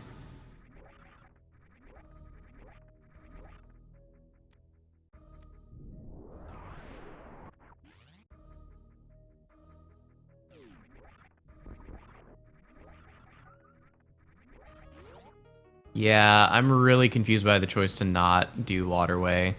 Because we have speed. We got speed quite recently, and we haven't seen a logical use for it, and that's a logical use for it, so I'm guessing progression is going to be there. Like, the only thing I can think of is, like, they're just that hard focused on map, but, like, that item could be missiles, which you might need to get to map, so, like...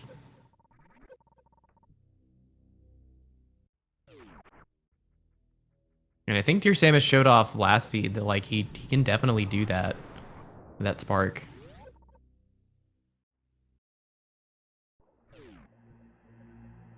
Okay, we found Torian.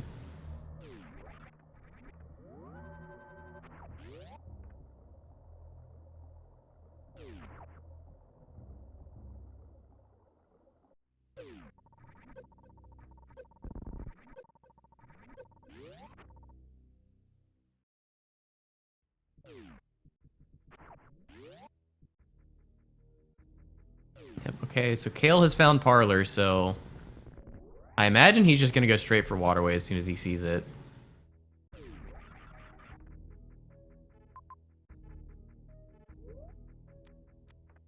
His last power bomb. Use it! Use it!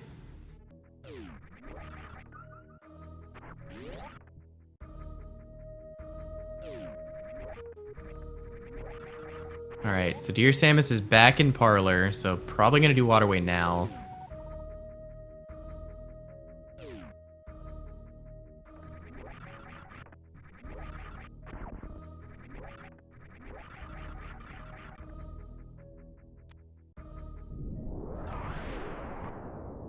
Okay, got the charge and the spark.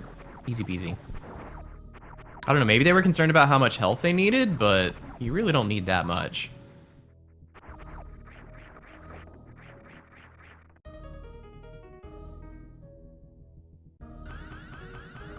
All right, so Kale is caught up, pretty much. I think Dear Samus has checked a few extra doors that Kale has not.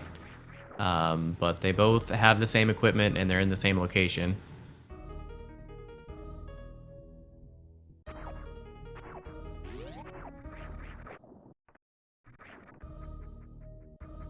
So space jump, screw attack room, I think. I'm expecting screw attack room to be the next progression. Because we have screw attack and space jump, we can get to the top of that room now. And we're quite limited without missiles. Like any red door just completely blocks our progress at the moment.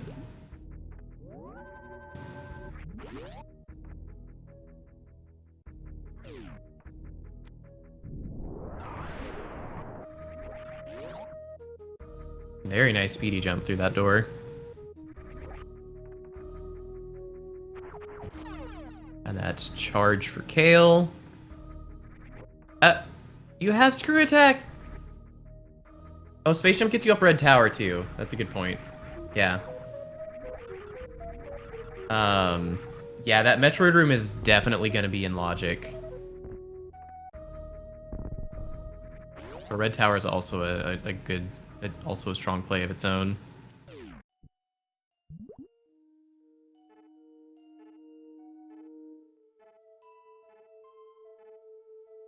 Oh, Kale finding Meridia. How did we get here? Oh, okay, yeah. Bottom of Greenbridge Shaft. Kale or Samus never checked that. I don't think Kale peeked the item to the right. We got X-ray visor here. And more missile doors.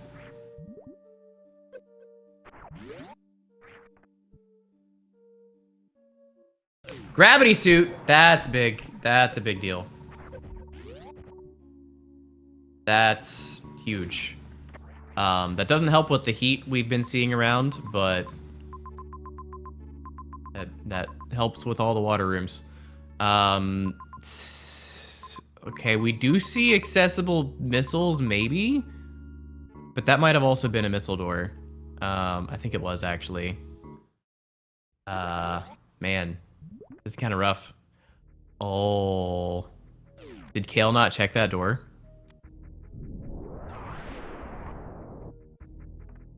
Yep, I think Kale's gonna drop down here after recollecting this major.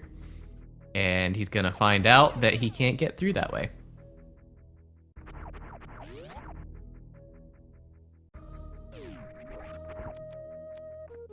Okay, never mind. He's just re-grabbing and resaving.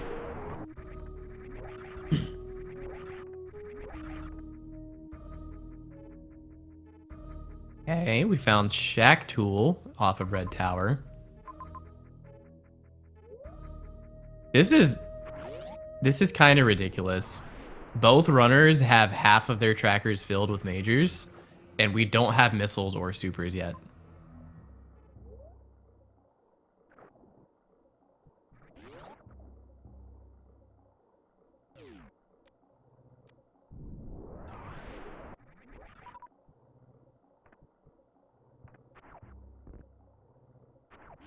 Okay, Samus gonna save here. I really hope Samus goes up screw attack room. Because I'm really curious if something's up there. Because Kale, in the direction he's gone, hasn't found any missiles. Samus, in the direction he's gone, hasn't found any missiles. So this is new territory that could lead to something useful.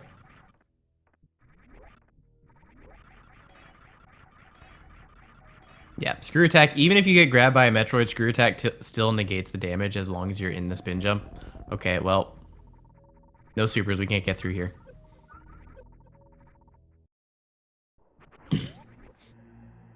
All right, so the search for missiles continues. Yep, so Kale gonna get the same bad news that the end of this room is just fast rippers. Oh, I see. I see why Samus didn't go there earlier, because it loops back to Greenbridge Shaft. There's an extra room in between, but it's easy enough to guess that there's not going to be anything important there.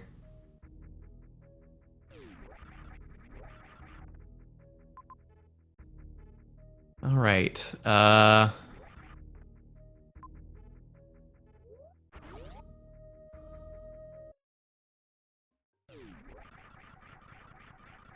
What directions have we not checked? Again, gravity suit opens up a few things, but I can't remember anything in the direction Samus is headed. That was water. There was some in Meridia.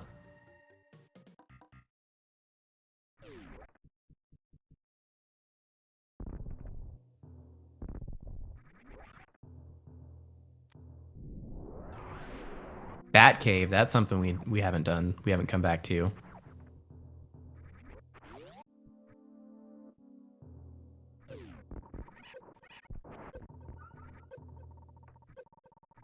Uh-oh. Uh-oh. Okay, he's up. And it's a super door. That's why Kale never came back. It's a super door.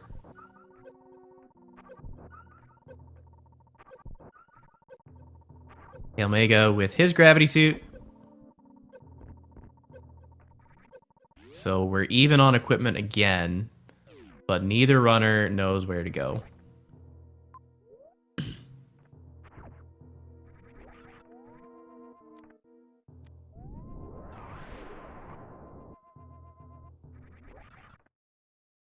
The question is, where do we take this gravity suit? And how can we use it to find our first missiles?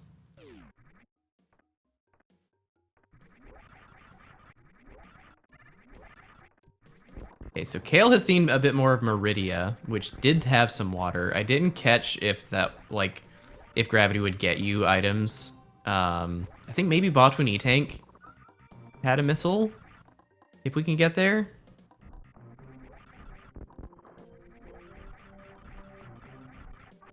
Yeah, Meridia is what I'm thinking for sure. Hazard Tape, Amphitheater? No. No, I don't think that Amphitheater would fit there.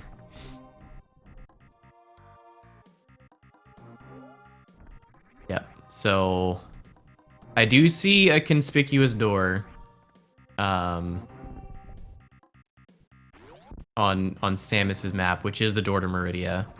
So that might be where he's headed next. So we might see both runners hitting Meridia at the same time. Just a little bit. Kale a little bit ahead of Samus.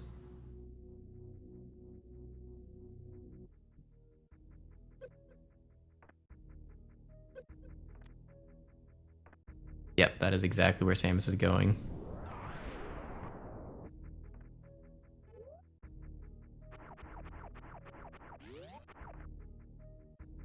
Okay, so if you can get down single chamber, there's a missile and a ship save there.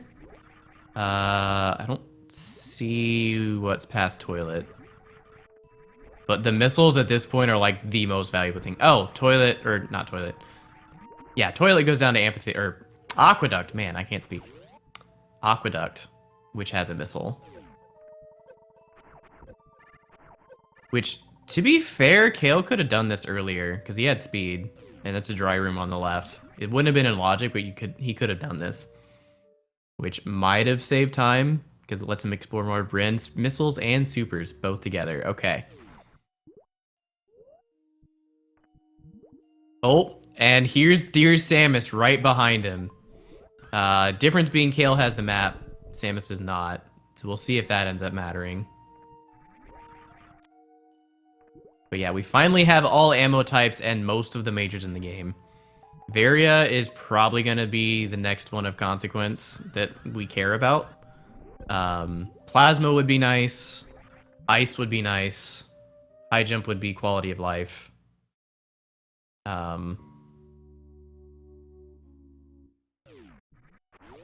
Okay. He didn't peek this door. He doesn't know it's heated. Okay, he's going for it.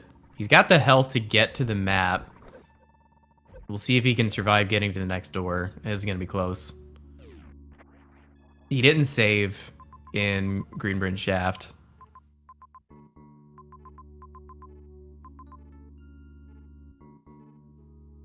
Alright, Kale going for the Sandpit Major. We'll see what it is. Okay. Can Dear Samus make it? Nope. Okay. This is an important thing for single chamber. If you hold forward when you fall from the whatever ledge you're on, you will hit the Alcoon every time. What you do is you fall straight down, and then after Samus's feet touch the ground, that's when you run forward, and then you can the Alcoon will jump over you, and then you can run underneath. If you're trying to get through those rooms quickly and safely, that is like a must-know piece of information. Otherwise, you're just taking unnecessary hits and losing a lot of health.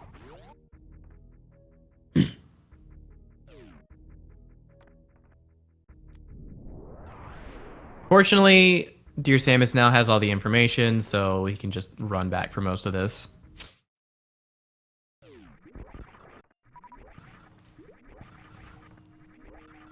Alright, Kraid is up there. Mother Brain was here, I believe.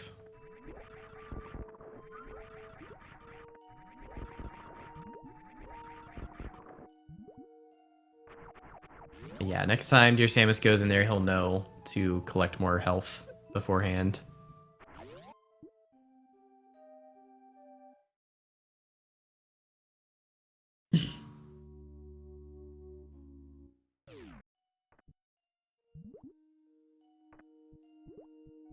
Couple majors over by Mother Brain, which always feels a little bit bad going to Mother Brain to get majors, because it's like, I'm just going to be coming back here later anyways, but at this point I think they're valuable enough. We've seen all but 5 majors, it looks like. Yeah, we've seen all but 5. So the odds of those 2 being good are pretty high. I think the worst things those could be would be like, I don't know, Plasma and Grapple. But even Plasma would be really good. Ice would be good because it gives you a guaranteed Zeb skip. The only reason Plasma would be like worse than Ice is because we don't know if we're going to find just a bunch of ammo or Varia even. So like having charged Plasma but no Varia to deal with Ridley can be a problem.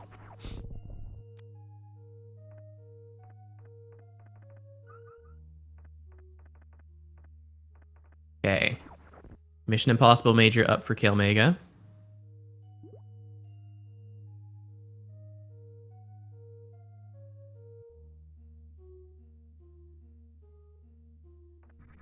Plasma. Nice.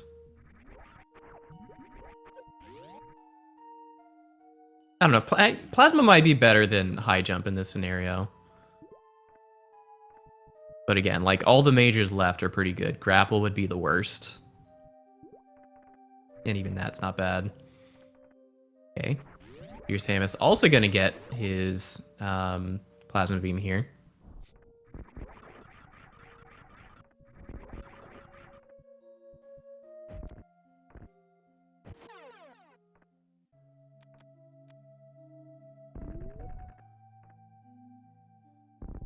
That's an annoying loop around to that major, because it's like, you have a straight shot to it, but the straight shot is Mother Brain, so you can't really do anything about that.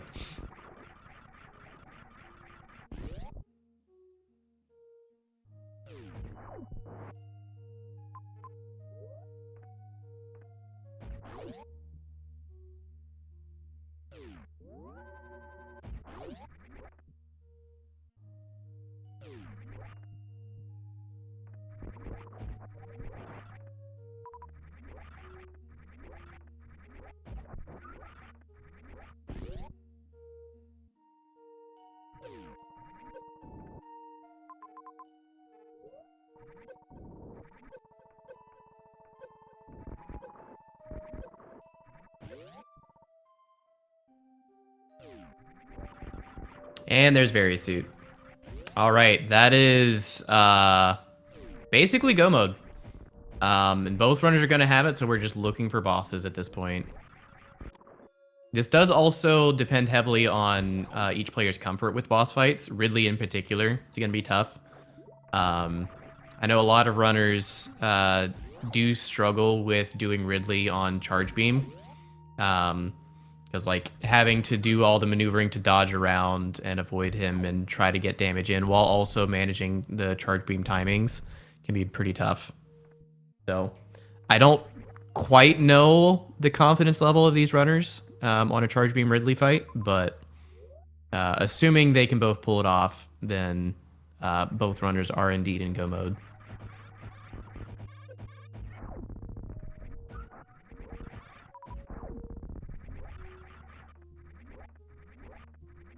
I think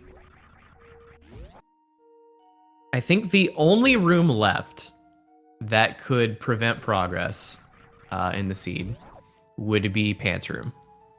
Pants Room requires Grapple Beam to break the block, so you can climb up through the floor and then go up and around. It's a one-way. It's a one-way unless you have Grapple and the ability to get up. So there is another way that uses ice to clip through, and then there's like an X-ray climb that takes forever. So really, yeah, we would need Grapple to get through that. So that's Grapple or ice, and I doubt either runner is super comfortable with that ice clip anyway. But aside from that one room, I think we can deal with the entire map. Yeah, DearSam is saving a lot of time by skipping that sandpit item, which we know is Spazer. We'll see if they, if Aussie and Samus decide to continue skipping it, because they don't really need anything else at this point. The best thing that could be is ice. But yeah, Mother Brain came out of Business Center? Either way, I don't think there was a runway there. So Ice Beam is our primary Zed skip option. Okay, Kalemega has made his way to Kraid. Again, DearSamus is just behind him.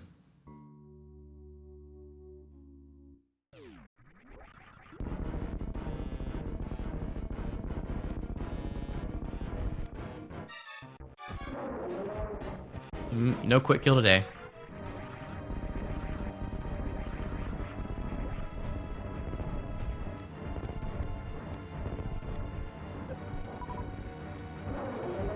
Oh, I don't think... Yeah, Kale might not have even had enough supers to do the quick kill anyways.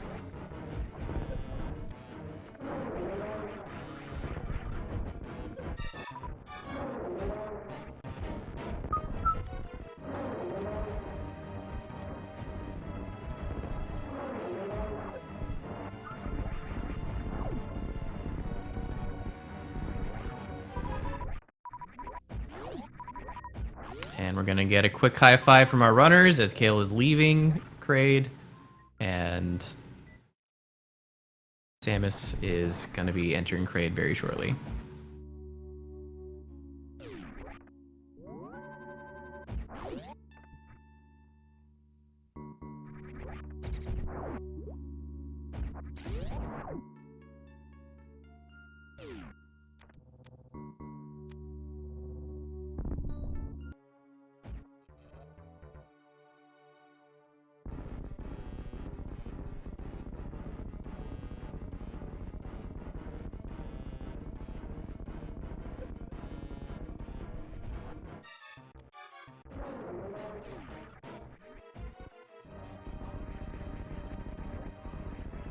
All right, we got two prom Kraids, two Kraid DLCs in one race. How much more could you ask for, chat?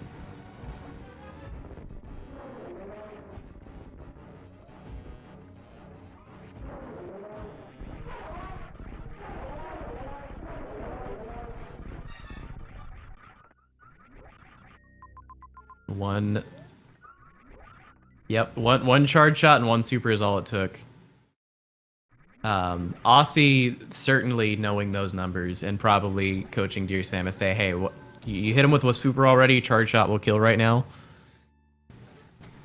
Oh, did Kel do the bottom of Main Street short charge? I wasn't looking. That's a really impressive one. It's one of those, it's like, it's completely unnecessary, because you could just go up to the ledge above and get it much more easily, but getting it on the bottom of Main Street does save time if you can do it quickly.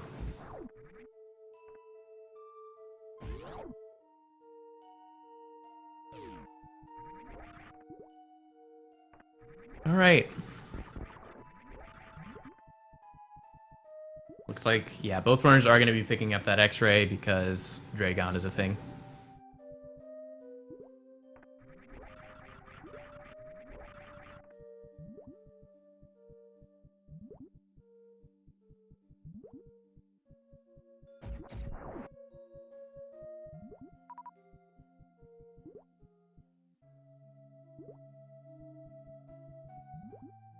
Yeah, welcome, Raiders, from SpeedGaming 3. You're joining us in the middle of Game 2 of Kalemega versus DearSamus. Kalemega has a slight lead, but it's been pretty neck and neck for most of this race.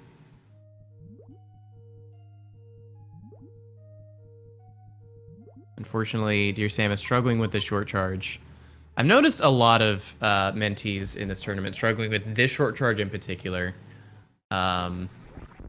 And I keep saying I'm gonna like do a little of my own research on it, but I can't actually remember what's the minimum you need. It might just be a 1-tap, or it might be a 2-tap. I'm not sure.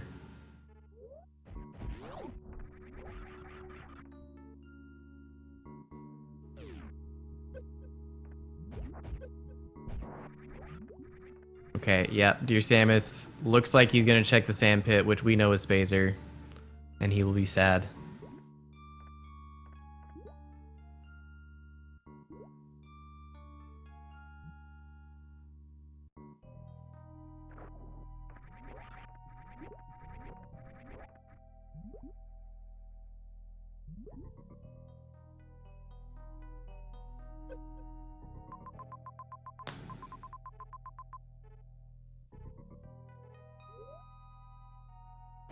All right, meanwhile, Kale been taking advantage of this lead and is now at the Norfair map. So we'll get some information here. We got a major down below, Bryn connector, which was Bryn is where we came from. So yeah, looks like they decided that major's not worth the time. Again, both runners pretty much in go mode in terms of equipment here. They're just looking for bosses.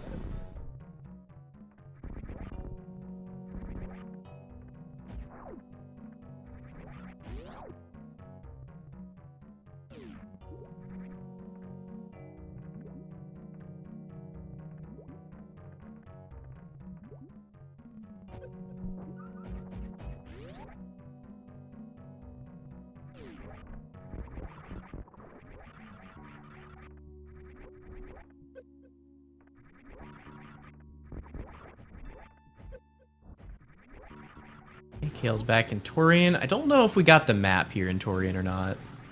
I can't remember.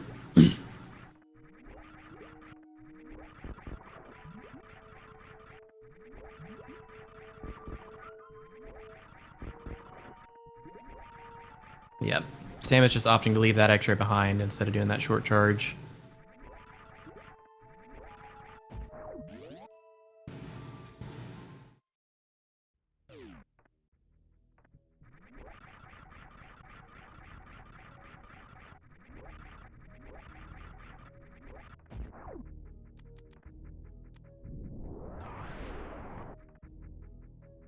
Yeah, it looks like we do not have the Torian map. So that's what Kale's going for now.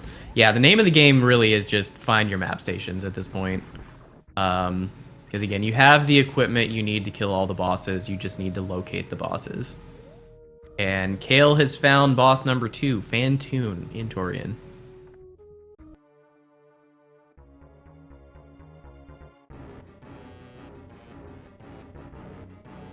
Meanwhile, DearSamus going to get the Bryn map. And then we'll see. Bryn is definitely a bit of a hub in this seed, so we'll see if he decides to go Norfair or one of the other zones. We have Torian, Rex Ship, Norfair. I presume Kratiri is going to be connected to Rex Ship. And that is a dead Fantoon. Nice microwave. Kalemega showing off the value of that X-ray scope.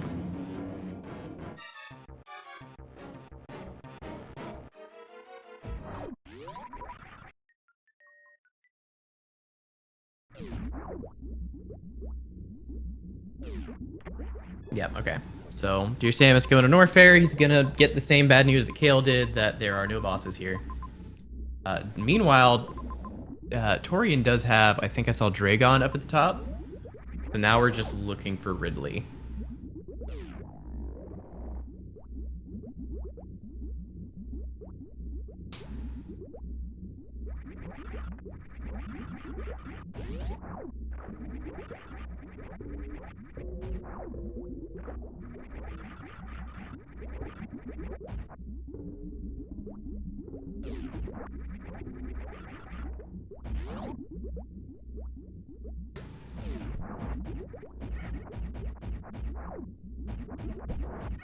Yeah, unfortunately for Samus here, I think, yeah, Kale getting out of that early game just a little bit faster, and then the time sink going for that short charge in Main Street.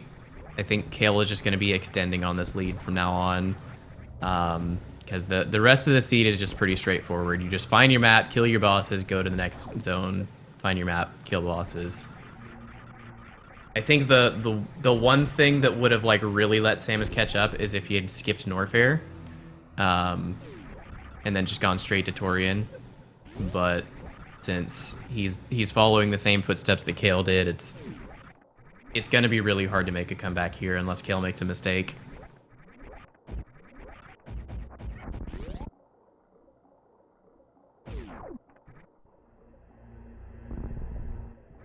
That's it. Hopefully Samus saved so he can revert this. Because that's going to be a costly walk back if he didn't save.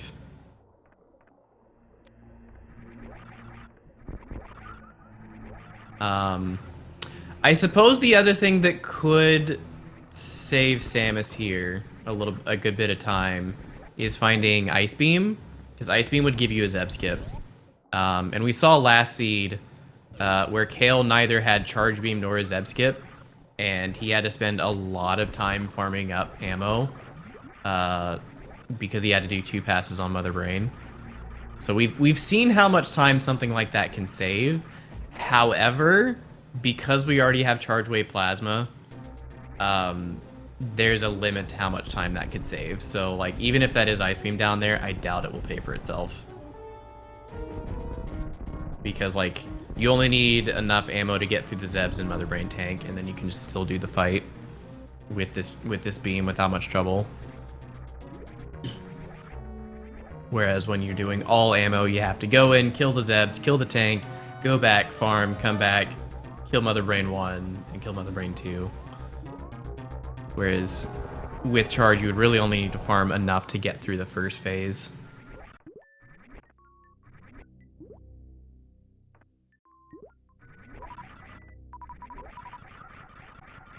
Alright, that is a dead Dragon for Kalemega. He is just trying to locate Ridley.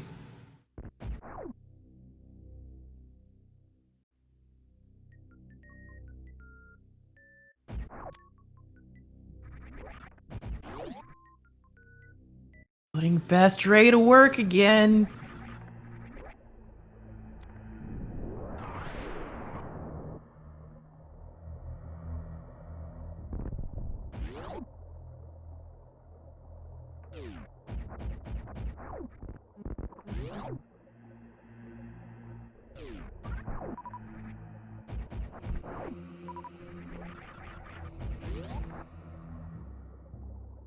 Alright, yeah, looks like Kale is collecting ammo along the way.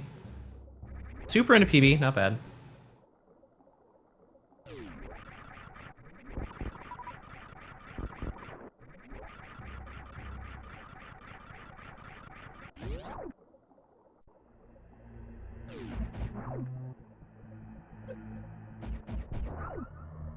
Alright, DearSamus gonna get this Torian map now.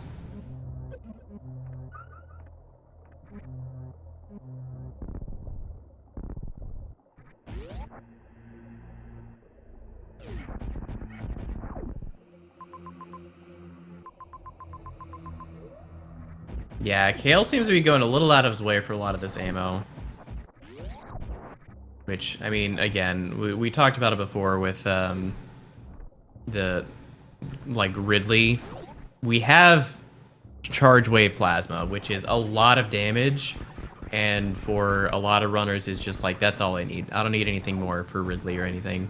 But depending on how comfortable you are with the fight, you might be like, oh, I would rather have like 15 supers so I know what to do when he's at half health, or 10 supers even, just so it's like less pressure to hit all of the charge shots kind of thing. Okay, Dear Samus finally finding Fantoon, and then he'll find the map, and then Dragon. So Dear Samus is now about a zone behind Kalemega.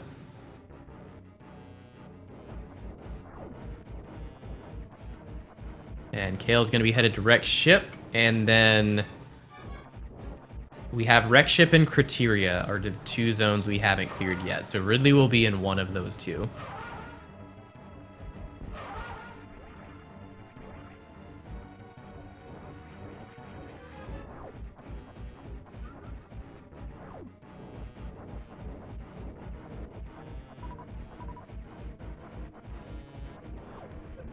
I don't think we got the Wreck Ship map.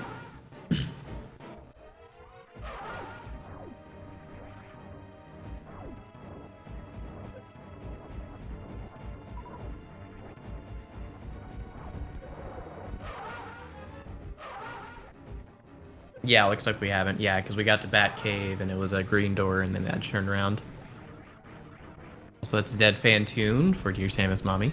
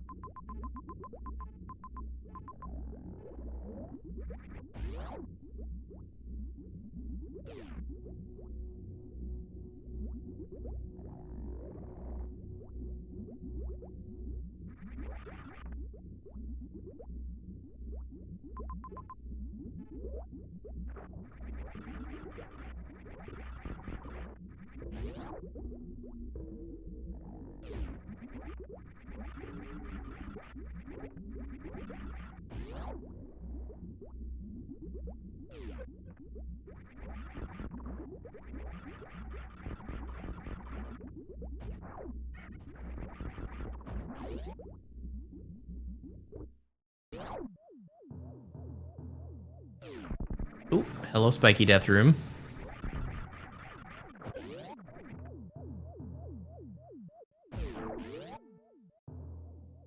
West Ocean map that is not Fantoon.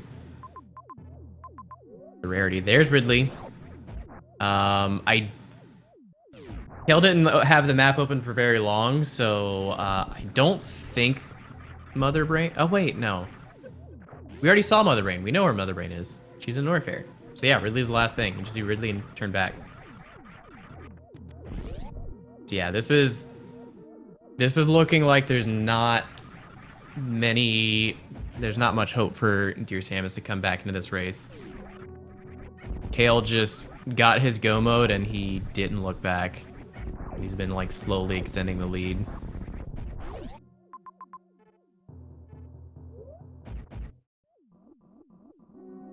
We're gonna have to go up climb supers. 2 seeds in a row where climb supers was required.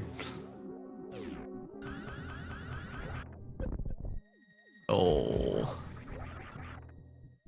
Kale not quite getting that one. Oh, that's rough. Yeah, the shine sparking is weird in Super Metroid. Basically, I think what's happening is Kale is naturally trying to space jump across, so he's holding forward and jumping. But if Samus's feet touch the ground before you do your jump input, that will give you a horizontal shine spark.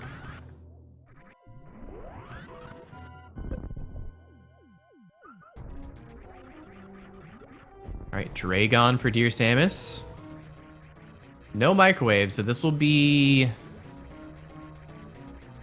somewhere around 10 shots. A little less than 10 shots. I think it's like 8 or 9. Because I know full beam combo it's 7. And for ice plasma, it's 10. So this is either 8 or 9 shots. Because it's between those two on damage. Meanwhile, Kale is challenging Ridley. I think the only opportunity for DearSamus to come back here is if Kale somehow dies to Ridley and maybe death loops for a little bit. But on these resources, I think that's pretty unlikely.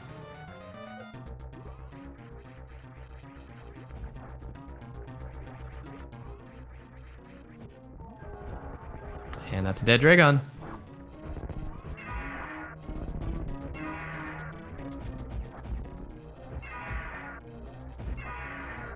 Okay, that's half health for Ridley, so 12 more shots will do it. 2.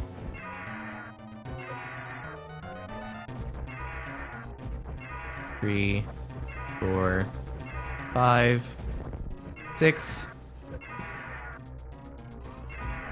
7.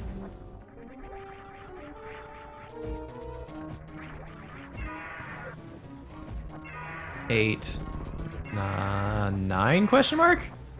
10, 11. He could be dead here. 1 or 2 more shots.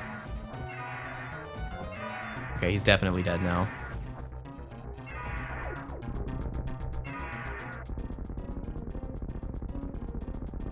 Very nice Ridley fight.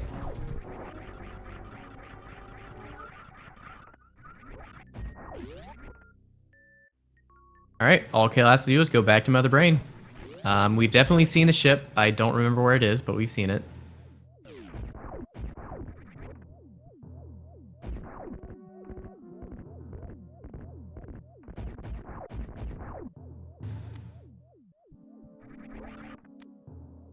Yeah. Oh, both in Meridia? Okay. Now, we do have an interesting situation again, where I'm pretty sure Mother Brain did not have a runway. So we don't have a Zeb skip. So Kale is gonna have to kill the Zebs in order to get to Mother Brain. However, once you trigger the fight, it should be fine. With this charge beam, that's plenty. Major down here. Okay, yeah.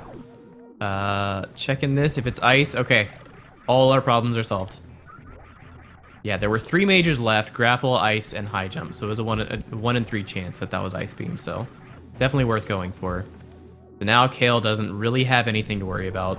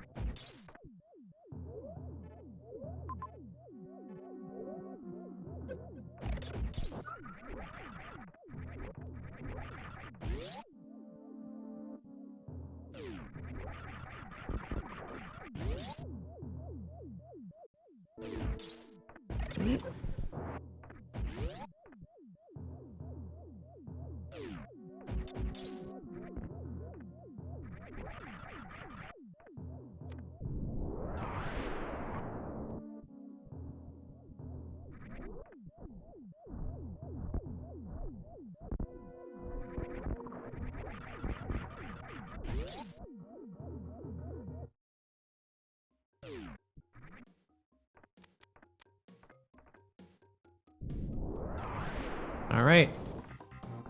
DearSamus is now in wreck ship. Lots of high fives on this seed, where like one person gets to his own first, and then the other is right behind him, and then yeah.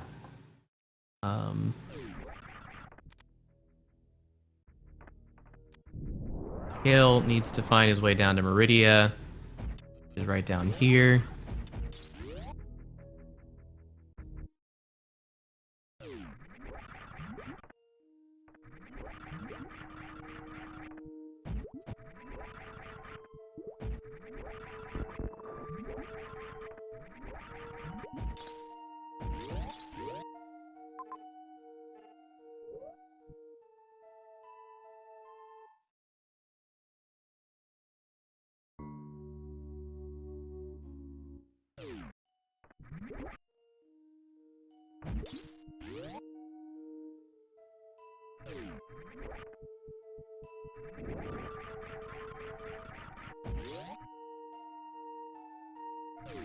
All right.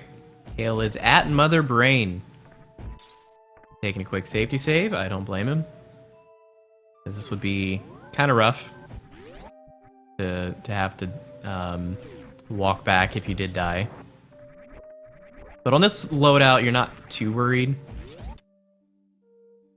So, chat. It's that time again. You can see in the 2 seconds we get the map that ship is northeast here in Meridia. Same zone as Mother Brain. What do you think the escape timer will be? Get your guesses in.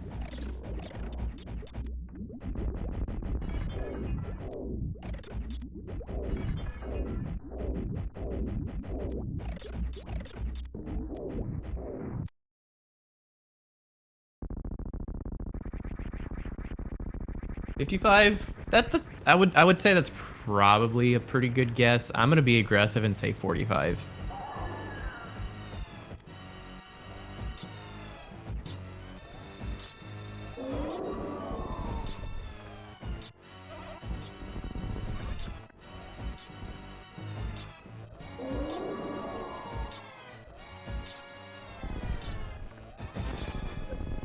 Ooh, that you don't want to take those, Kale. Ketchup is bad, at least in this context.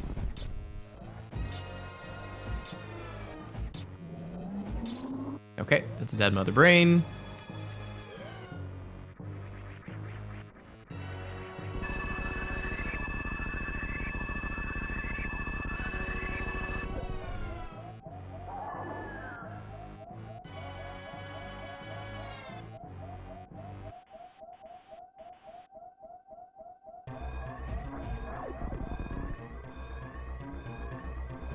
Oh, Samus grabbed ice before this. Oh, 120. Wow.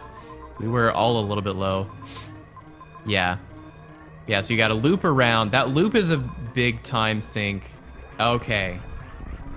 I knew that you could take Toilet up to Main Street, but I guess I underestimated how complicated the route from Main Street to ship was.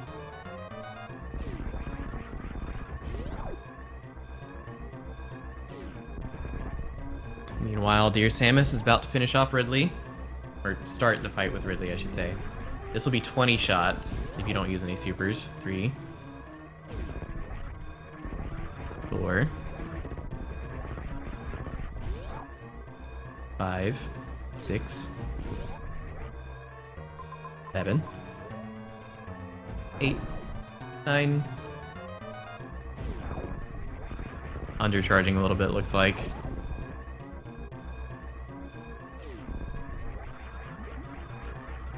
10,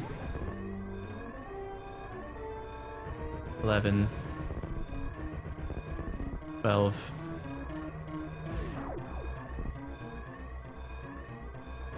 13, 14,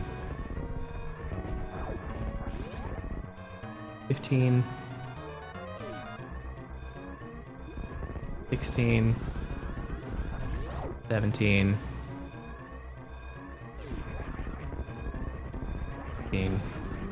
19.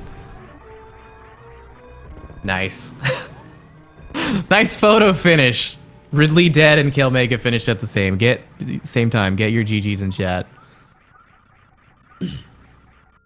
With a time of 55 minutes and 44 seconds, Kalemega has taken game 2 and will move on in the lower bracket of this Map Rando Mentor Tournament. Looks like Kalemega will be going to face 8-Ball in lower bracket round 4.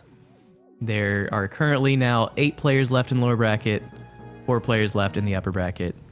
So there are 12 players total now. Welcome, Dear Samus and Aussie. GG's. GG's. GG's. So how'd you feel about those seeds? Well, Kalemega should be joining us here soon, but in the meantime. Yeah, I did not like the first seed at all. The first seed was pretty miserable. That last one was pretty good. What do you mean? First seed was great. That was a great seed. Yeah. I'm sure from a viewer perspective, like I even mentioned to Sun Wu, I was like, yeah, because I had to fight him. Hello. Because what I fought like every objective in the first seed. Like it definitely was entertaining to watch, but that was not fun to play. We are joined by Kalemega and Nito. Welcome, GG's. GG's. Hello, GG's. Good race. Yeah, I heard you mention the first. That was quite a doozy. That second one was pretty exciting. So obviously y'all couldn't see what the other person was doing, but y'all were like pretty dang close for most of the way. I think Kale, you took an early death, which let Samus get a lead, but then I think Kale, you peaked Meridia at the bottom of Greenbrin's shaft, which Samus did not.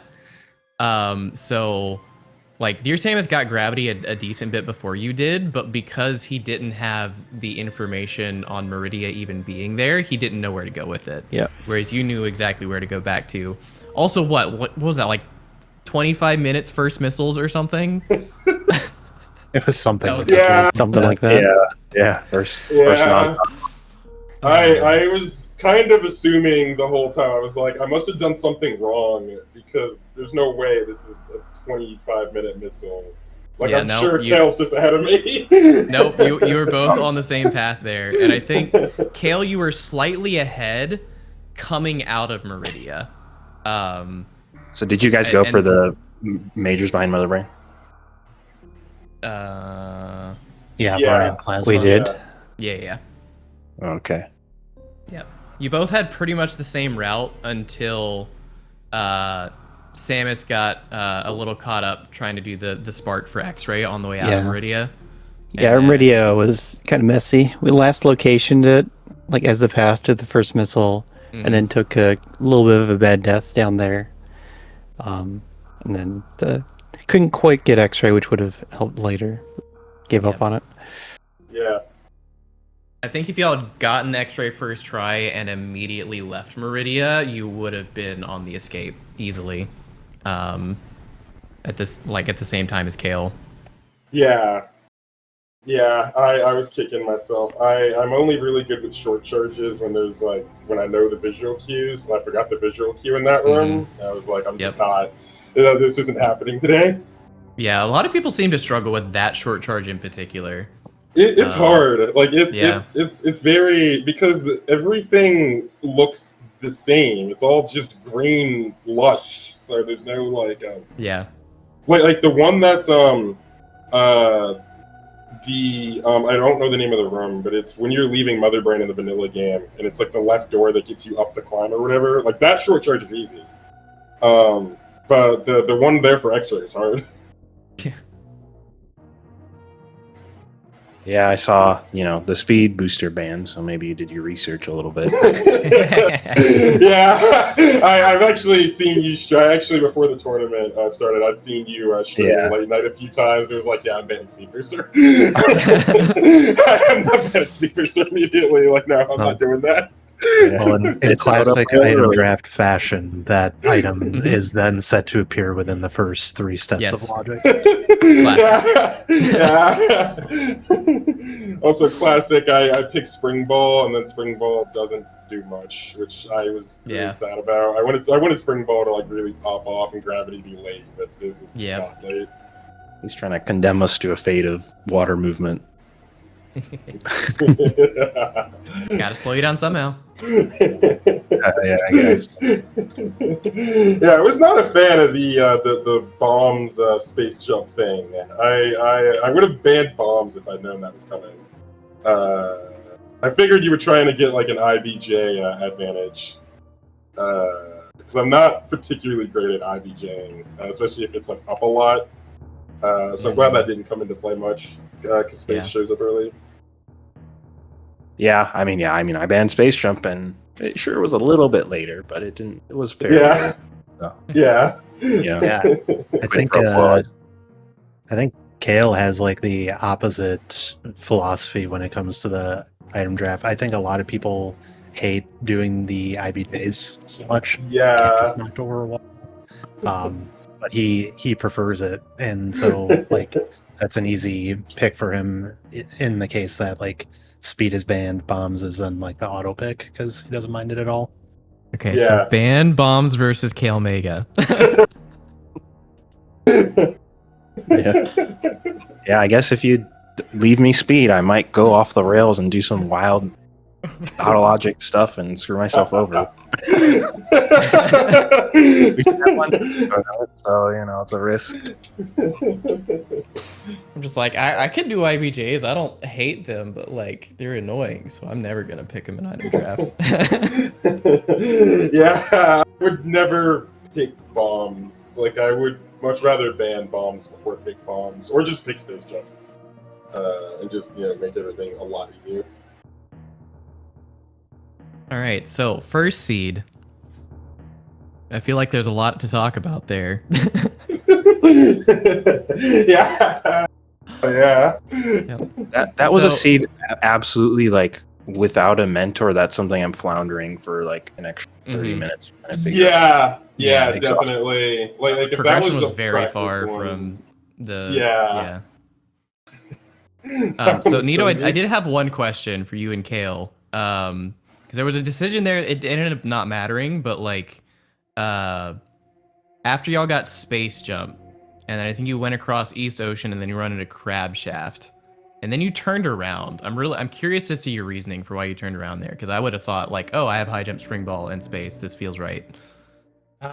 It was mainly because we were really just trying to push for the map, and the farther left we were going in wreck ship, the more it seemed like it just wasn't going to be redirecting to the map in any way. Okay. But then like unfortunately one of the Metroid objectives was right down Crab Shaft, so that could have saved a ton of time. But that seed also ended up being a little bit of a teaching opportunity about how to use power bombs to kill the Metroids. So yeah, even if we continued there, I think we probably would have struggled on that a little bit. It may not have saved as much time as we thought. My counter question to you guys is, did you go for that save? That was like right above. It was like the warehouse room with the key hunters. That's where a save was, and it was like the only accessible save. Yeah. Yeah, they definitely took that save. Yeah. Yeah. Oh, they did? Damn. Okay, I was wondering like, what are the odds they even went for that save? Like, because I felt like it was in Timbuktu, because it was. Yeah, it by no means felt great going all the way over there just to find a save and then just feel like we had to turn around because it wasn't going to be taking us to the map anyway. But that's why I was like kind of confused when you turned around, because I'm just like, space jump puts East Ocean in logic because the water bounce. So to me, I'm like, oh, logic is pushing me this way. I should just go this way. Which there weren't any actual like progression items over here, but yeah. No, it definitely would have been worth just exploring more of that area before we leave.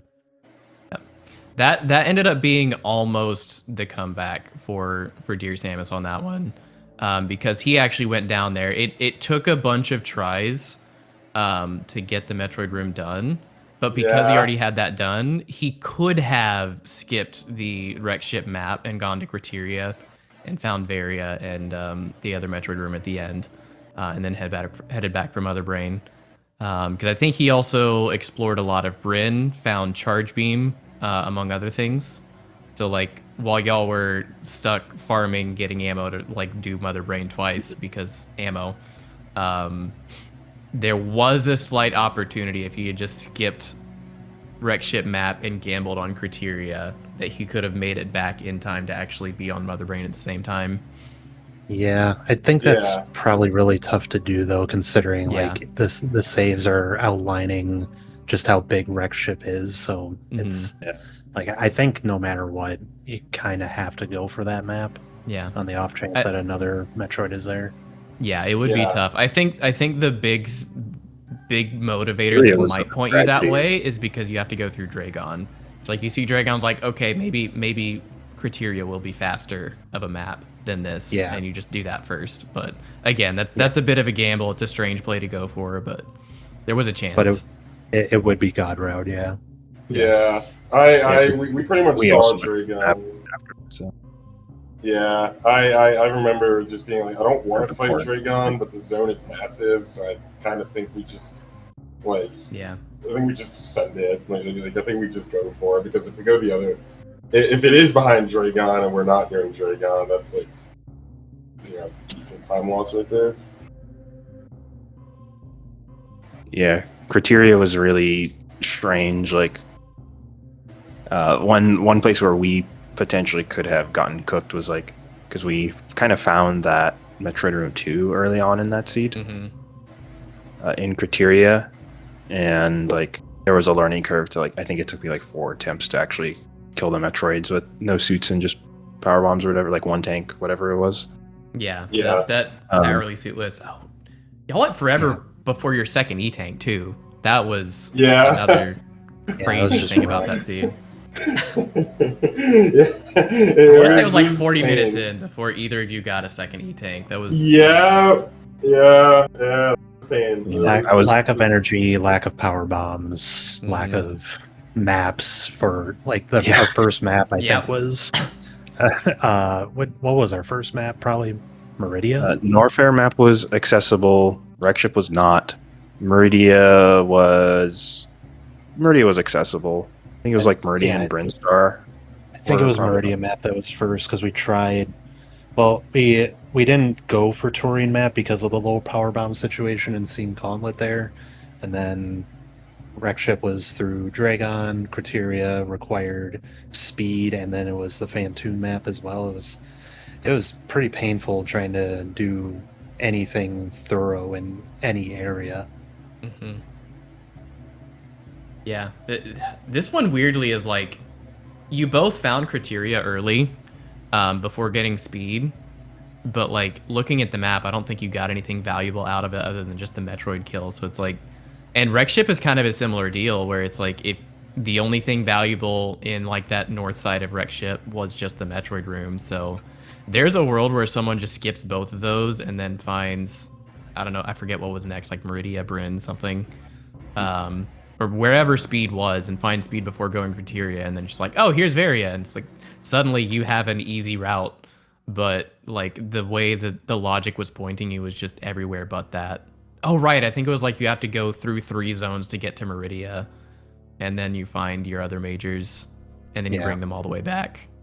Yeah, as soon as we got speed, we just booked it back to Criteria, because I was 99% sure that the top of Climb Supers had M2 there, just based on how the map was shaped. So and I think that right there is what won you the race. I was thinking like we could maybe skip Criteria, you know, what are the odds, kind of thing, because we found the one Metroid, but Nito was like, we go.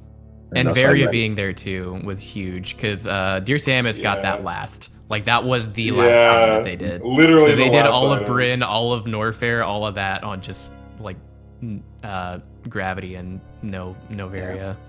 We actually joked, because we were like, oh, we're about to get the map, and then we get the suit into the Metroids, and it's like, well, we did all this for the map, and we don't want the map anymore. Like, there's nothing else here. There's everything here is garbage. We can just go back.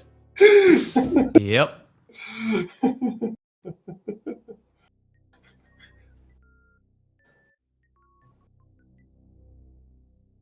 All right, well, GG's again. Again, reminder for chat that this is the lower bracket round, which means Dear Samus is unfortunately out of the tournament. Kalemega, you move on to face 8-Ball in the next race. Dear Samus, thank you so much for participating in the tournament. I've been having a great time. I'm really happy with how this has turned out. Seems like the mentors are having a lot of fun with it, and I've seen a lot of improvement from a lot of players. So, yeah, thank you for joining. Any final thoughts about the tournament or this race or your next matchup, Kalemega, before we sign off here? Just want to say thanks. It was a good match, Dear Samus. Great competition. little bit of insider info because I know I've seen you and I stream before, but you know, it's whatever. I've grown, evolved, right? Yeah, thanks so much to the Nito. Thank you, Words and Slam, everyone for calming and tracking. Really appreciate y'all. I got my work cut out for me. I know.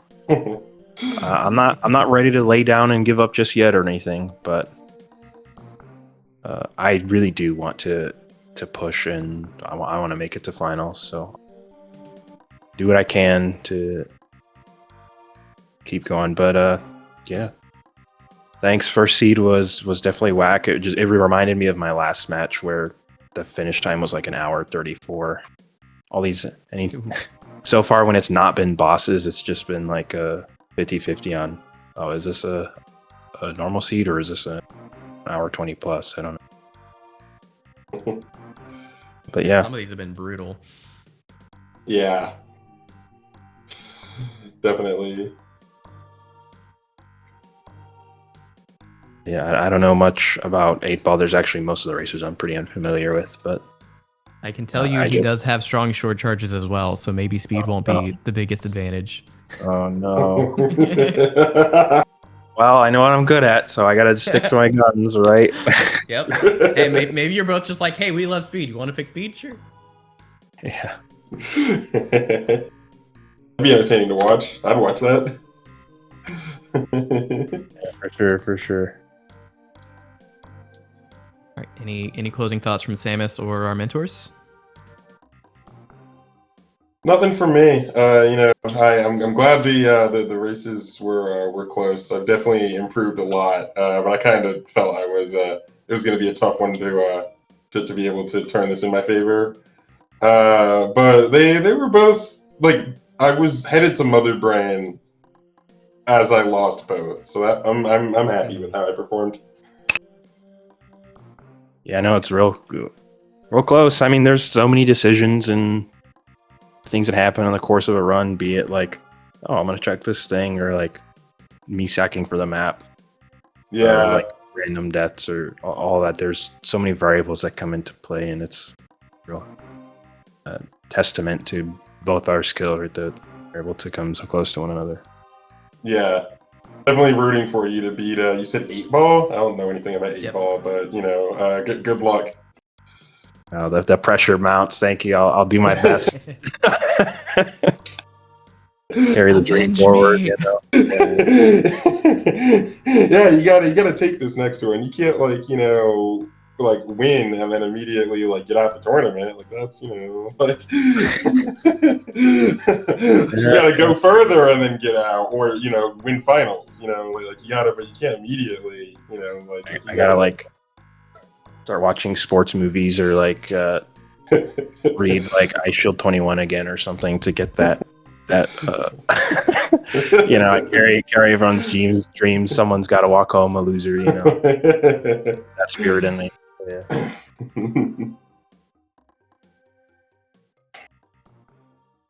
All right. Well, no one has anything else. I'm gonna thank you again, both runners, for putting on a show for us. Thank you, Aussie and Nito, for mentoring this race. Thank you, Slam, for tracking, and thank you all at home for watching.